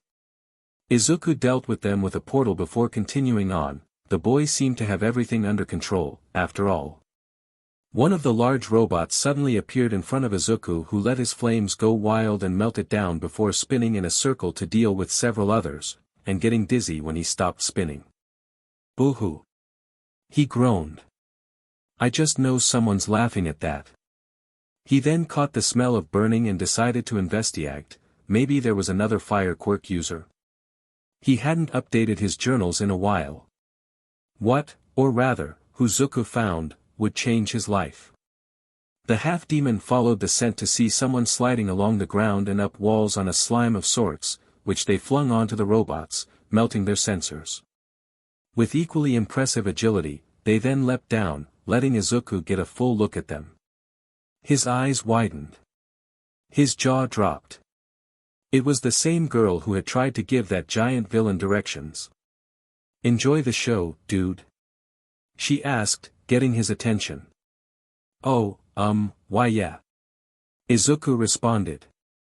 Instead of fear or worry, her face was now decorated with a smile. A confident, proud and kind smile. He liked her smile, wide, toothy and warm. And her giggle, as melodic as a bird's. And her eyes? They were like a BLD moon night, but the darkness of them had a midnight glow to them that brightened them. A warmth filled Izuku's form, a warmth that filled him with a relaxing, euphoric feeling. He felt he could take on anything now. He had no need to hide himself from this girl. "I gotta move on, good luck." The girl waved as she ran off. Wait, Izuku called out, but she was already out of earshot. Were your friends safe?" Ordinarily, the lack of answers would have gotten to Izuku. But today, the image of this girl's smiling face brightened his mood and filled him with determination. She was a shoe-in for UA, so if he was to see her again, he had to get in. He then spied several robots advancing down the street from him. Where did that music come from? In hell, two members of the royalty felt something. Something Alastor also felt. Wait a moment. The radio demon went over what he was seeing/hearing. Time slowing down. Romantic song. Vision focused solely on one. And then he realized it. Oh my. Dear listeners, I cannot believe it, but it is. I do believe that Prince Izuku is in love. Lucifer and Charlie, from their respective homes, raced to the pool in the Magna Palace see what was going on. Despite the considerable distance on Charlie's end, they arrived at the viewing pool at the same time. "Dad," Charlie said curtly, taking out her opera glasses. "Apple pie." Lucifer nodded back, following in suit. They took out their opera glasses and spied the scene below, Izuku starstruck at the girl as she slid around and flung acid at robots, all with a grin on her face. "She's cute." The two mused together, Charlie sounding happier than her father, visions of green and pink nieces and nephews already dancing in her head. She then grabbed the lens off of her glasses, which held an image of the girl, and stuffed it into her pocket as she raced back to the hotel. For Lucifer, it was less interest and more slight relief. Izuku had decent standards, an exotic, beaming beauty instead of some plain and/or nice girl. How boring. And this one had a destructive quirk, too. Izuku was now confident he had enough points to get in, but was still scanning the area for other robots to destroy. While he didn't see them, something else caught his attention. A green, thorny vine. Intrigued, he knelt down to examine it, but it pulled back to its source, a girl his age with similar vines in place of her hair. Nice quirk you have there. Izuku smiled, interest piqued. The girl rose an eyebrow but remained cordial. Have you attained enough points? She asked. I think so. Izuku mused. You. She shook her head, surprising him. I am not a fighter, in spite of my quirk's uses. I have been focusing on supporting or saving others. Izuku smiled. Ah, so I'm not the only one who did that. Oh my, where are my manners? Izuku Midoriya. Shiozaki. Ibara Shiozaki. The girl responded. The ground then shook and the two looked upwards, spying a gigantic robot advancing towards the city. Many students were already running, but Izuku and Shiozaki stayed. Both in awe of the size of the dangerous machine and for Izuku, the slight build-up of power he was getting from the pride and sloth of the fleeing students. Pardon me, but have you seen Star Wars? Shiozaki asked. You need a distraction. Izuku asked, getting a nod. Without another word, his hands burst into flames and he let them fly, melting one of the robot's sensors as Shiozaki raced forward, letting her hair fly wildly before it grabbed onto an important-looking joint. Lord, give me the strength. She prayed before focusing on HR task, and she succeeded. The robot fell sideways and crashed into an emoji bulletin, crashing to the ground. Shiozaki. The girl turned to see Izuku racing towards her, a worried look on his face before he dived into her, pushing her away just before some debris landed on where she had been standing. Her eyes widened in shock, but then she smiled. The girl knew that this had to have been the same boy who came to her church not too long ago, but any thoughts on him being wrong were now diminishing by the second. Thank you, Midoriya. No problem. The green-haired boy smiled before he spied another zero-pointer and dashed to get a closer look, using his flames to push himself upwards. He spied a sight similar to what he and Ibra had. The students were all fleeing in terror, which in turn gave our hero more and more power. Except one.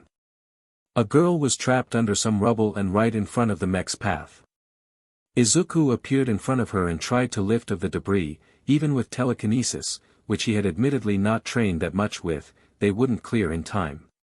The boy then got a good look at the girl he was trying to rescue, Chesson UT brown hair, cute, rosy cheeks, and her grimace reminded him of Inko whenever she dealt with someone breaking off with her, because of him. Seeing the still advancing robot, Izuku did possibly the dumbest thing in his life, after making the deal with Alastor, that is. He leapt upwards, channeled all the sins he had absorbed into his fist, and recalling All Might's speech on how to yell and attack, clenched his butt and roared with every fiber of his being. Smayawayawash. It never stood a chance. The zero-pointer vanished from sight, creating a sonic boom. That pushed Izuku downwards as he began to fall to the ground. Something suddenly wrapped around his arm, drawing some BLD. He looked down to see Ibra helping the girl while also slowing down his fall as the school nurse made herself known. In hell, jaws dropped at the display of the prince's power. They had felt the impact of the pointers landing near the hotel, forming a barrier. So, what do you think, Missy? Alastor asked. If they don't let him into that school? They're idiots. I think everyone agrees on that, my dear. What I meant was, what do you think of the prince and the lady who seems to have stolen his heart? Just because he was asexual didn't mean Alastor didn't know one true thing about showbiz. No one really cares for the story, they all want to see the action and romance. Well, if the image we're getting is the real thing, she is certainly bubbly and she can definitely handle herself in scrape or two. Missy noted. Also, their similar hair could be cute. Maybe, but it would be so much tastier if the prince went with the Catholic vine girl. Another voice appeared, adding their own 2 cents. Many already knew who it was, one of the weaker overlords, but an overlord still, and a good friend of Alastor's. And now Rosie is joining in. Hello old girl. Ally. You didn't think of inviting me? I'm hurt. But, if I may add my 2 cents. Go ahead. The prince is already like his sister, a rebel against his father. He and the Catholic seem to work quite well together, plus it would really piss Lucy off. I don't think the prince really cares what his father thinks of him. Missy mused. Besides, you saw how he reacted to the pink one. Well, what about the girl he rescued? Oh, she is cute, but she's more of a sister or best friend. She didn't have that bad, eh?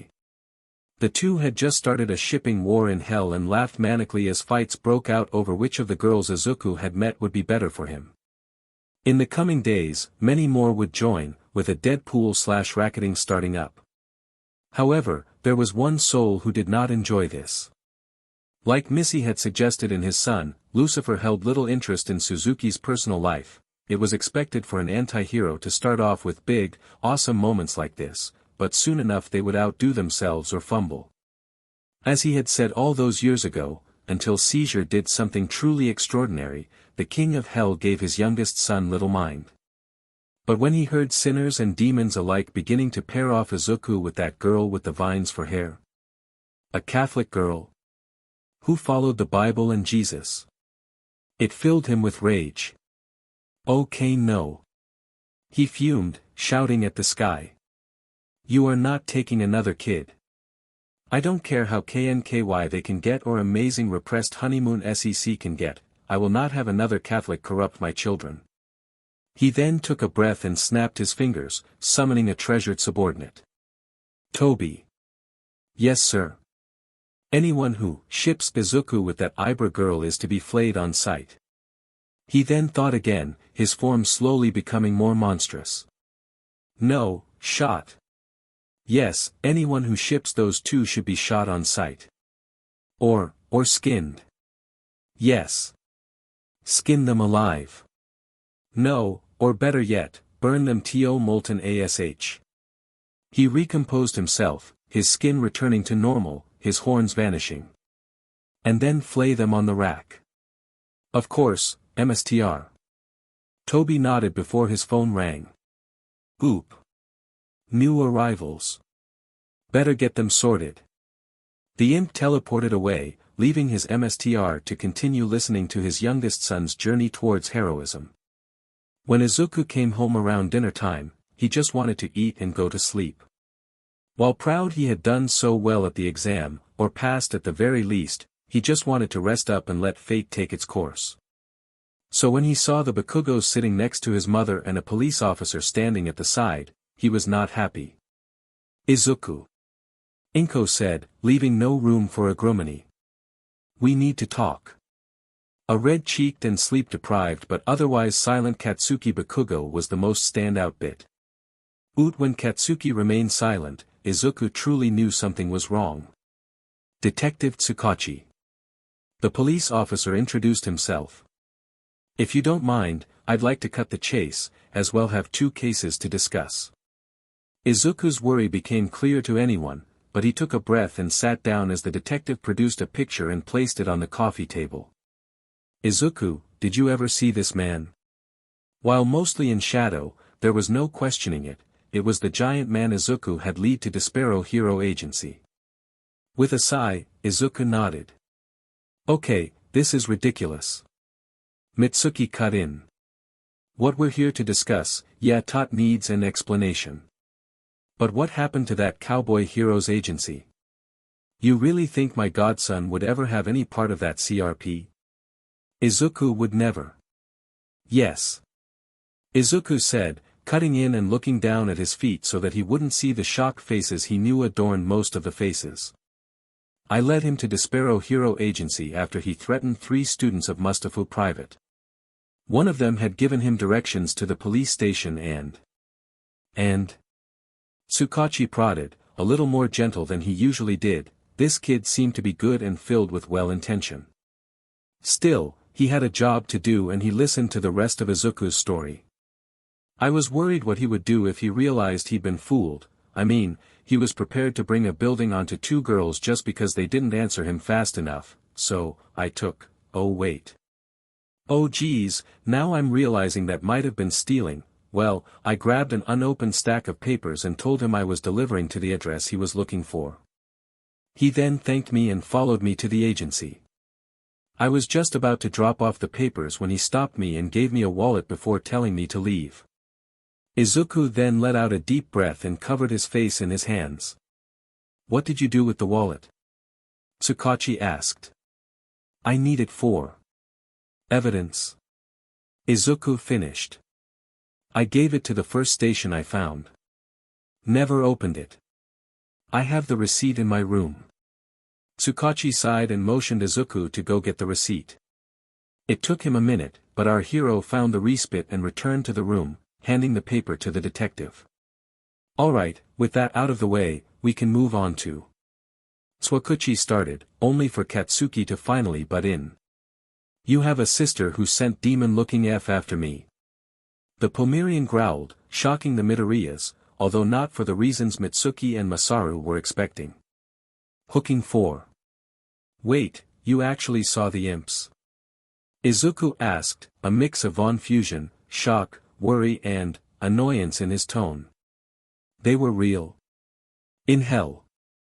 They weren't disguising themselves. Charlie roared so loud she could be across all rings of hell. A fearful nod from one of the masses she had ordered killed for belittling her brother, whom she had gathered to permit them to listen the Izuku's show and were now housecleaning/cooking staff under Vaggie's watchful eye, pun not intended, was her answer. Oh wonderful. Charlie laughed and she tore out some of her hair, ignoring Vaggie's concern. Just F wonderful. The curse got everyone's attention.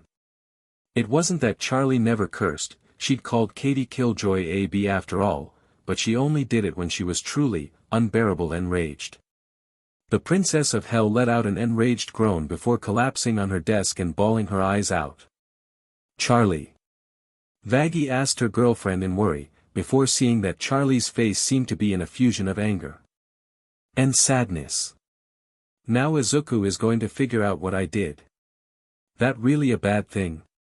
Angel asked. 'Cause if either of my sibs ever killed my bullies, I'd be F grateful.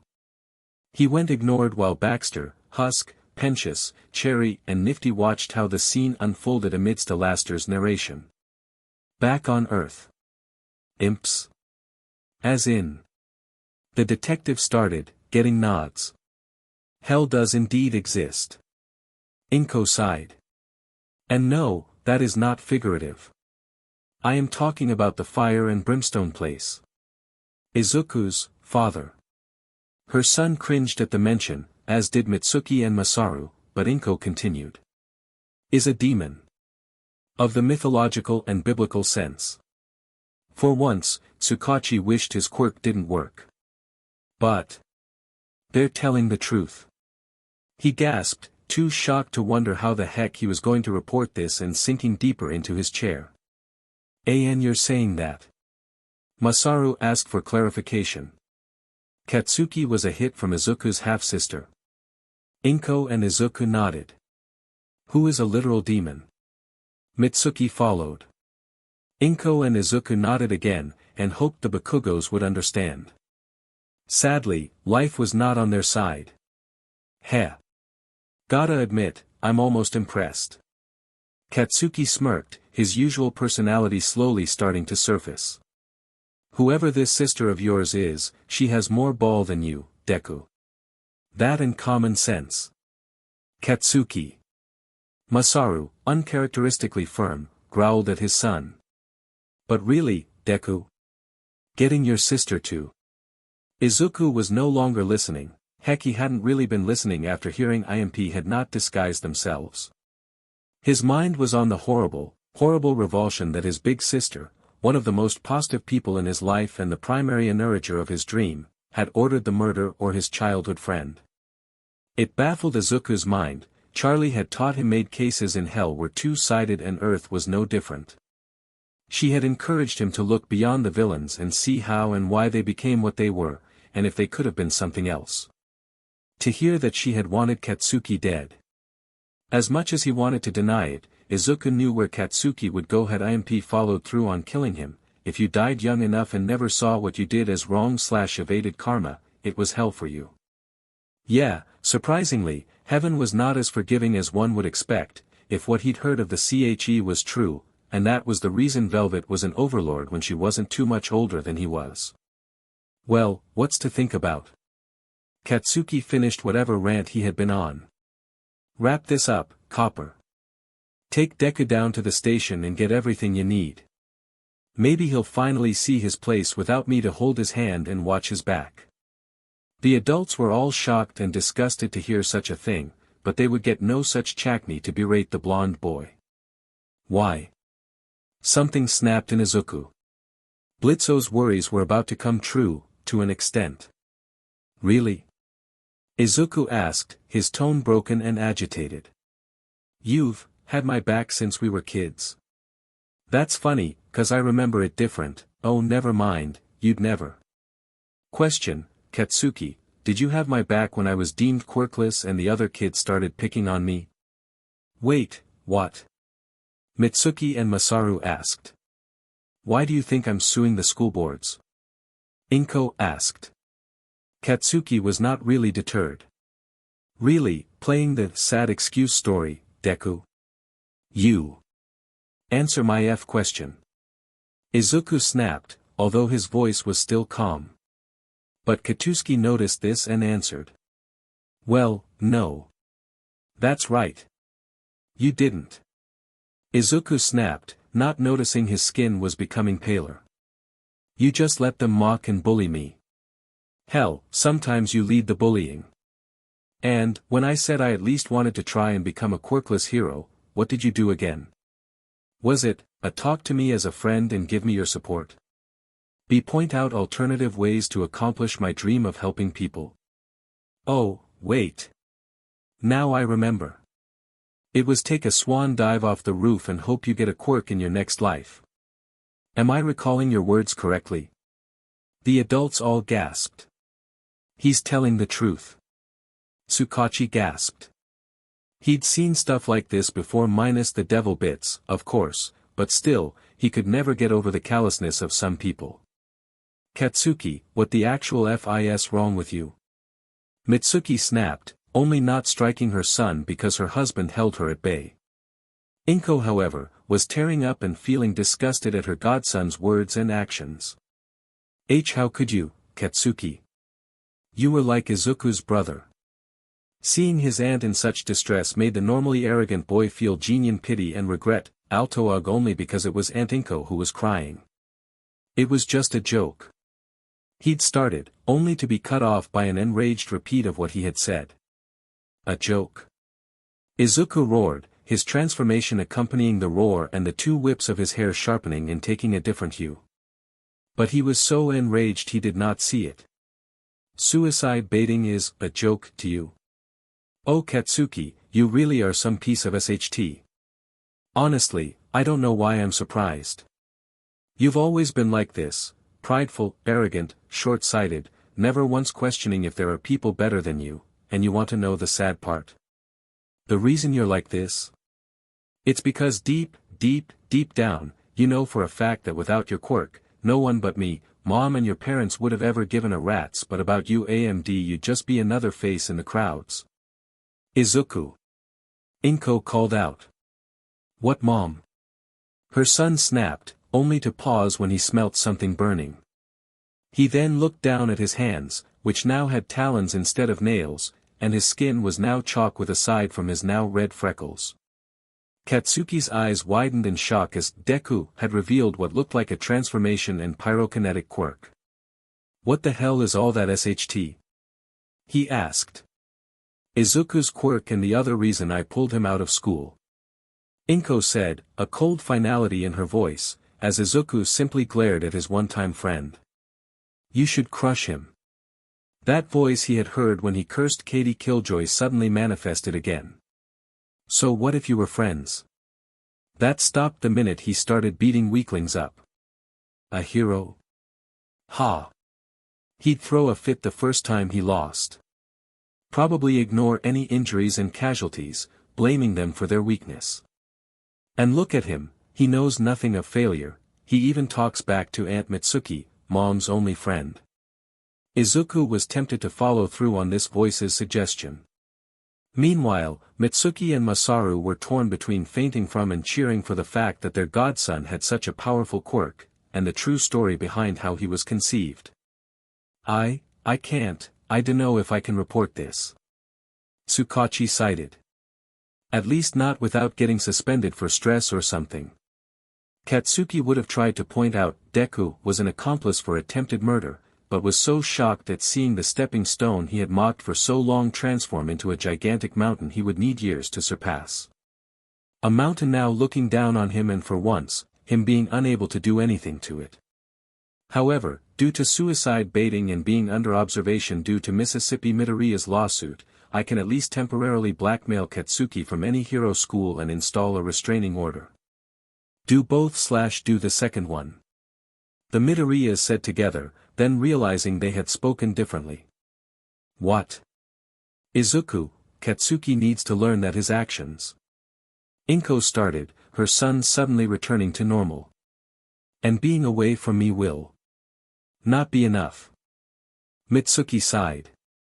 He's already missed the UA exam, but Shinkitsu. Tsukachi mentioned. He, provided of course the Midoriyas allow it, could go to Shinkitsu. It's halfway around the country, but for that reason it has dorms and is more military style in how it's run. Izuku was smiling in relief and looked to his mom, his body slowing, returning to normal. There, he goes away and still has a chance to be a hero. Izuku smiled. Only way I do that is if Deku is. Katsuki started. You're in no position to demand anything, Katsuki. Masaru cut his son off, not noticing the surprised look on his wife's face. Any other person would have had you blacklisted and be done with you. Izuku is giving you a chance. Take it. Also, before you try that old accomplice by association line, he had no idea of his sister's attack on you. The detective said. How the F do you? I don't rely on my quirk, but it helps my job. Tsukachi said before continuing. So, while the investigation will show up on his record, it's nothing to ban him from a hero school. Now, outright bullying and suicide baiting. That is going to be iffy. Shinkitsu makes some exceptions, but most hero schools refuse anyone of that type. However, the explosive blonde had ceased listening, his mind only focusing on one aspect. Pity. They were pitying him. Katsuki Bakugo did not do pity, and in spite of everything, he leapt towards Izuku, only for his arms to be grabbed, his stomach knees, a hammer fist delivered to his back and sidekick sending him towards the door. Izuku simply walked over to him. So predictable. He sighed. You always leap forward and expose at least one arm for a grab. Katsuki was coughing and wheezing as he found himself being pulled upwards. I'm not that little boy you picked on, Katsuki. Izuku said. I've trained since that day. I am going to be a hero, and I'm giving you the chance to try. Please, take the chance. He then remembered the police officer in the room over. Will that go my record? He asked sheepishly, getting a shake before hearing Katsuki's response. Don't need pity. The blonde snarled and wheezed. Pity? Izuku asked. You think this is pity? No. Pity would be me allowing you to stay in town. Pity would be letting you hit me to feel better. I have never pitied you, at least not until now. Katsuki was about to call Izuku a liar, but the green-haired boy continued. You've always been smart, strong and a quick learner. And your charisma, God, OW. I wish I had that like you do. And you are going to be great, no matter what. But now. I don't see that. I see a brat throwing a temper tantrum. Why do you care? Katsuki suddenly roared. Because until recently, you're my only friend. Izuku roared back, being so done with this. And newsflash, I was your only real friend too. Don't believe me? Then name one other person. Katsuki could not. At least, not actual names. Woodhead, Sharp Jaw, Fingers, Chad. Oh dear Kami OW. You don't even know their names. Izuku sighed before he turned to walk away. Ha. Funny, neither do I. A weak chuckle escaped both boys' mouths. Then the chuckle grew into a laugh that had them holding on to each other, before Izuku karate chopped Katsuki into the floor. Still angry and got years more to go, ya Pomeranian Philistin. Izuku snapped, then worrying he was spending too much time with angeldust.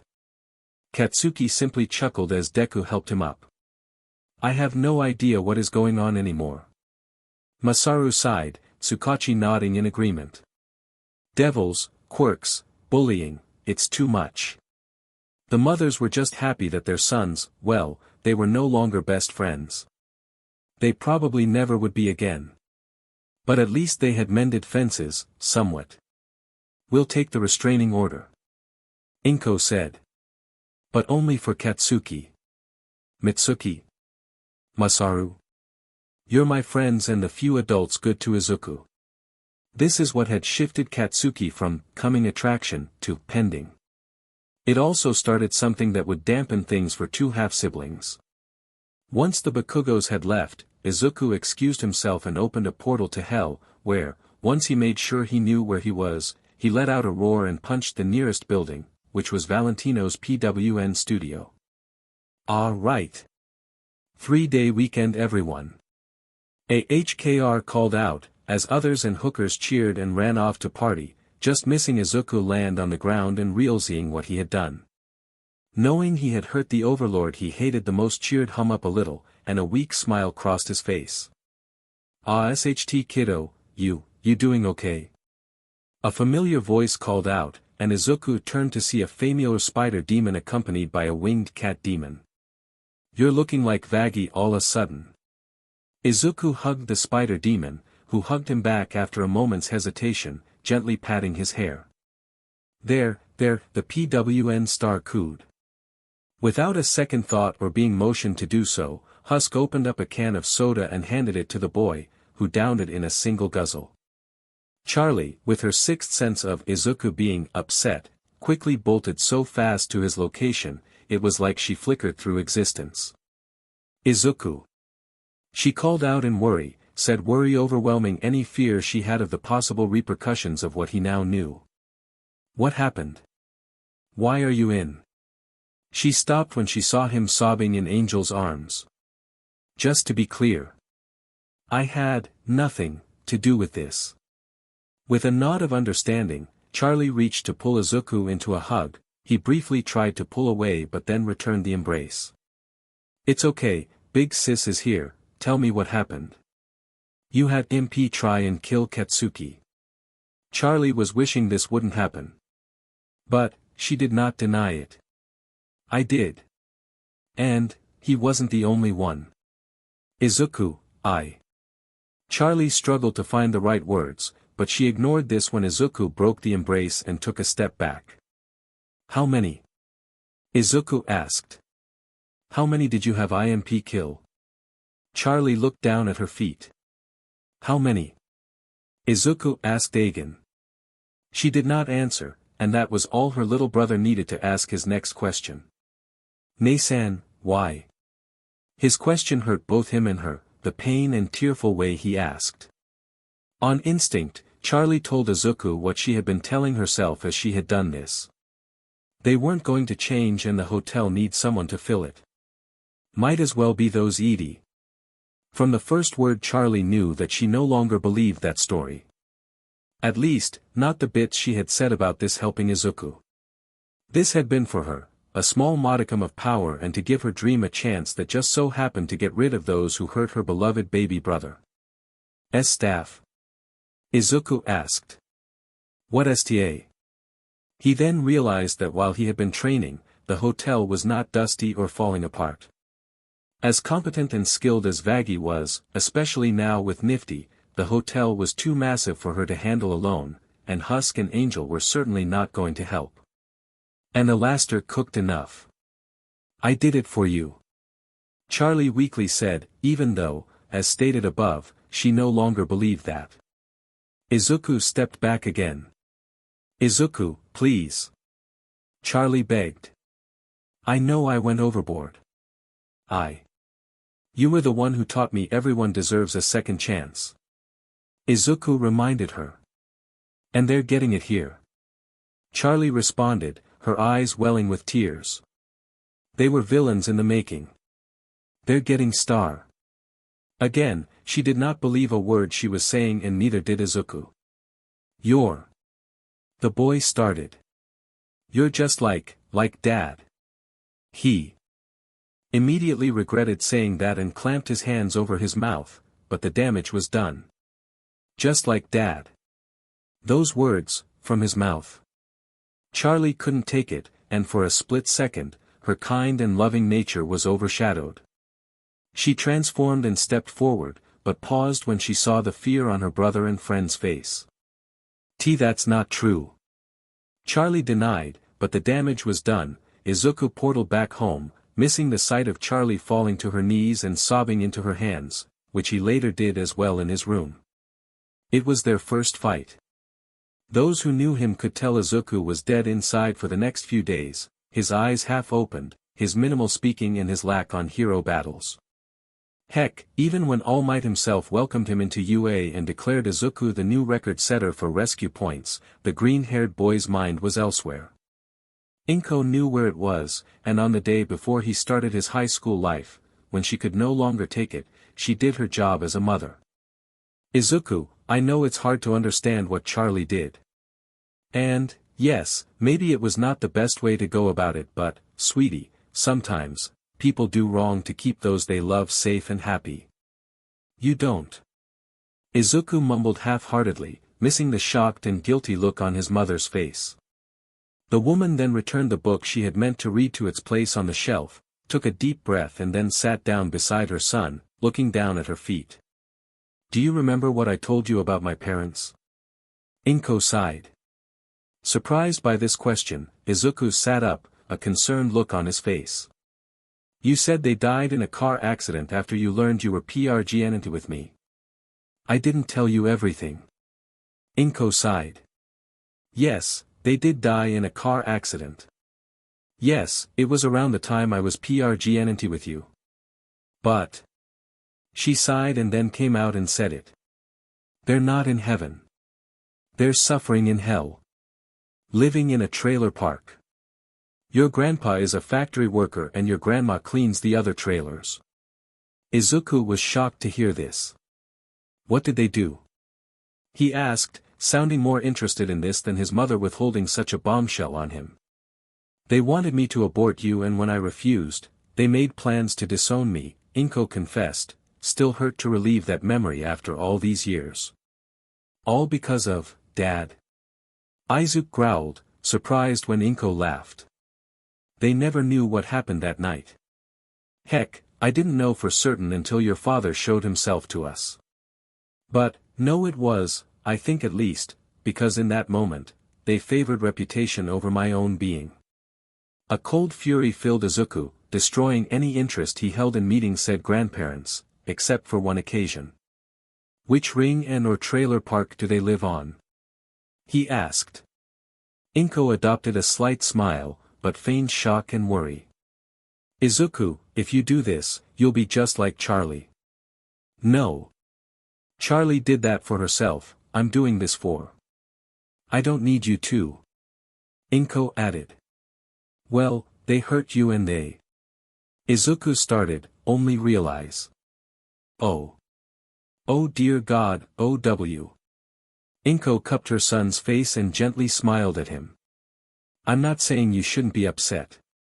I'm not saying what Charlie did was right either, although part of me is proud of her for doing that. Mom. What, it's true. Inko chuckled. The point is, Izuku, family does things like that, it's what makes us human, or demon, in Charlie's case. Besides, Won't you kinda be doing the same thing when you become a hero? Helping people because they're hurt?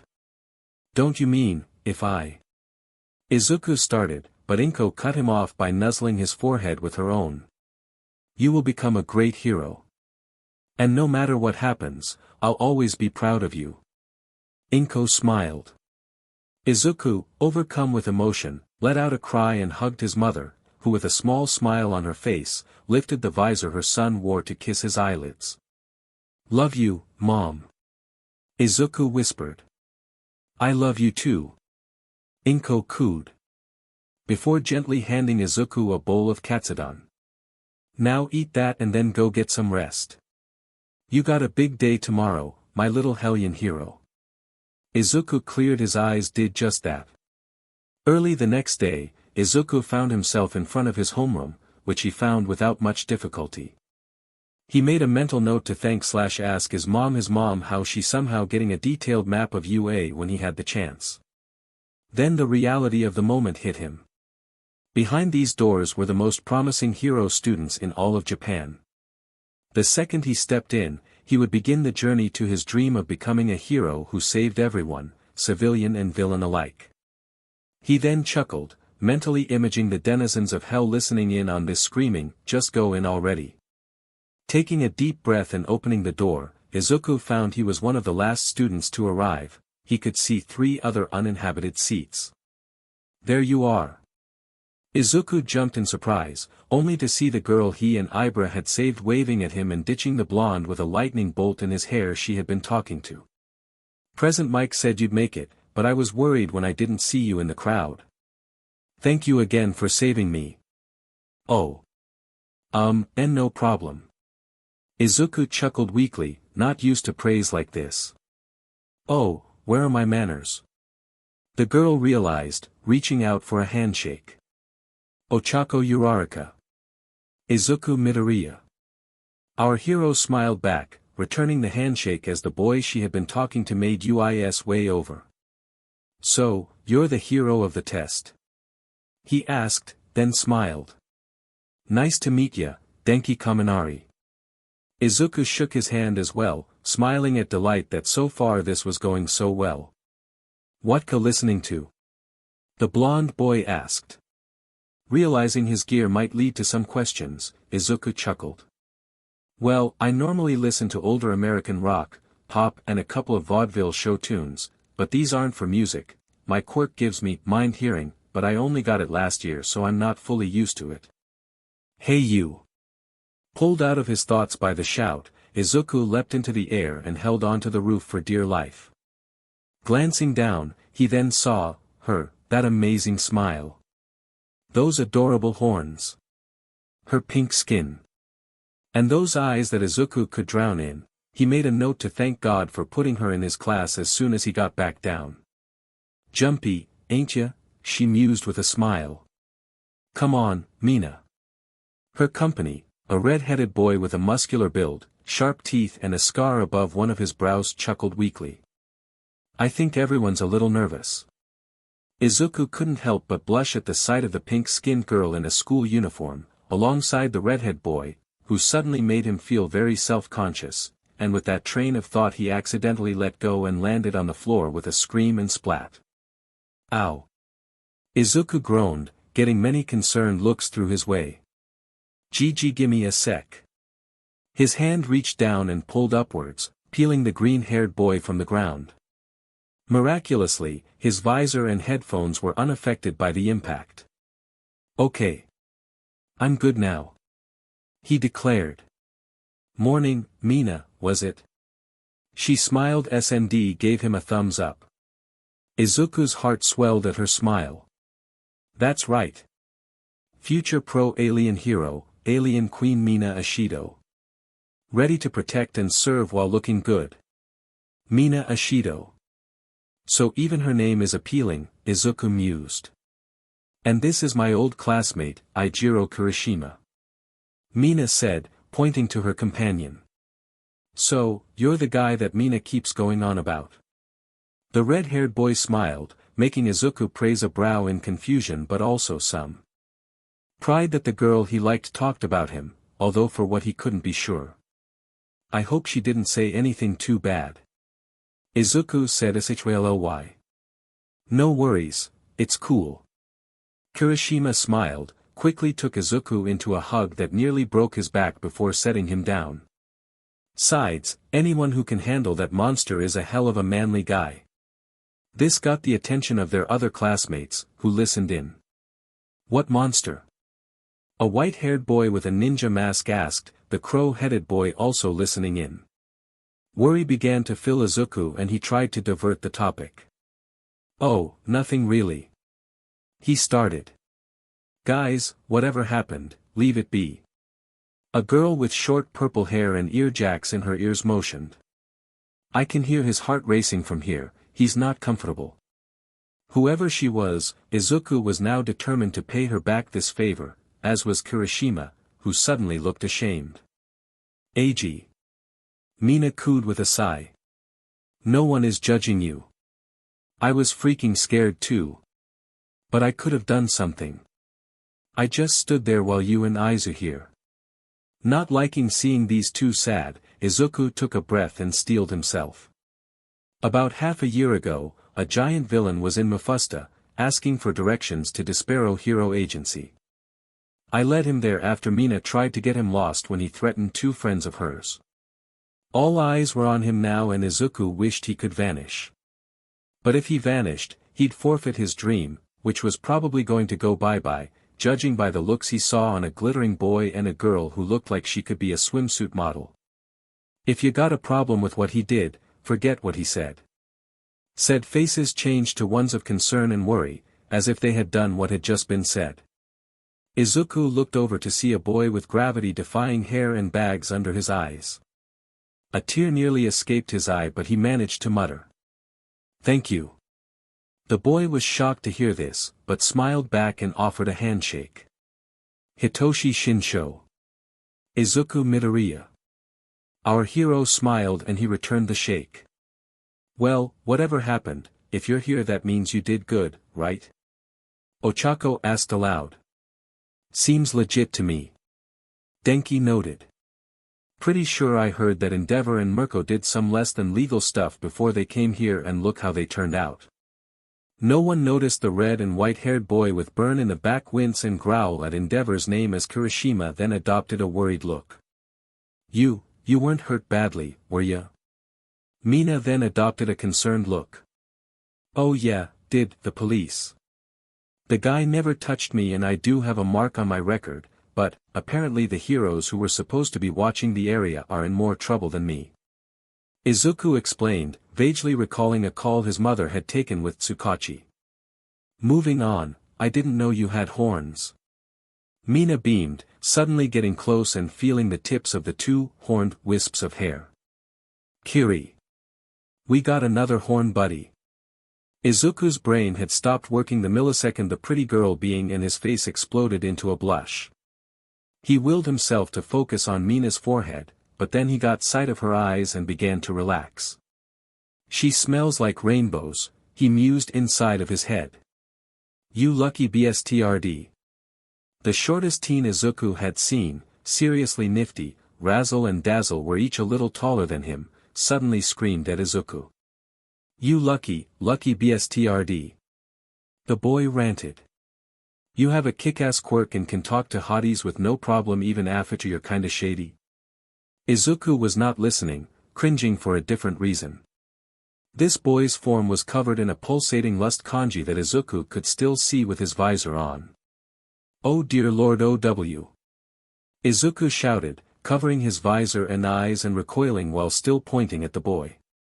You are the single most lustful person I have ever met. And I know a freaking PWN star for crying out loud.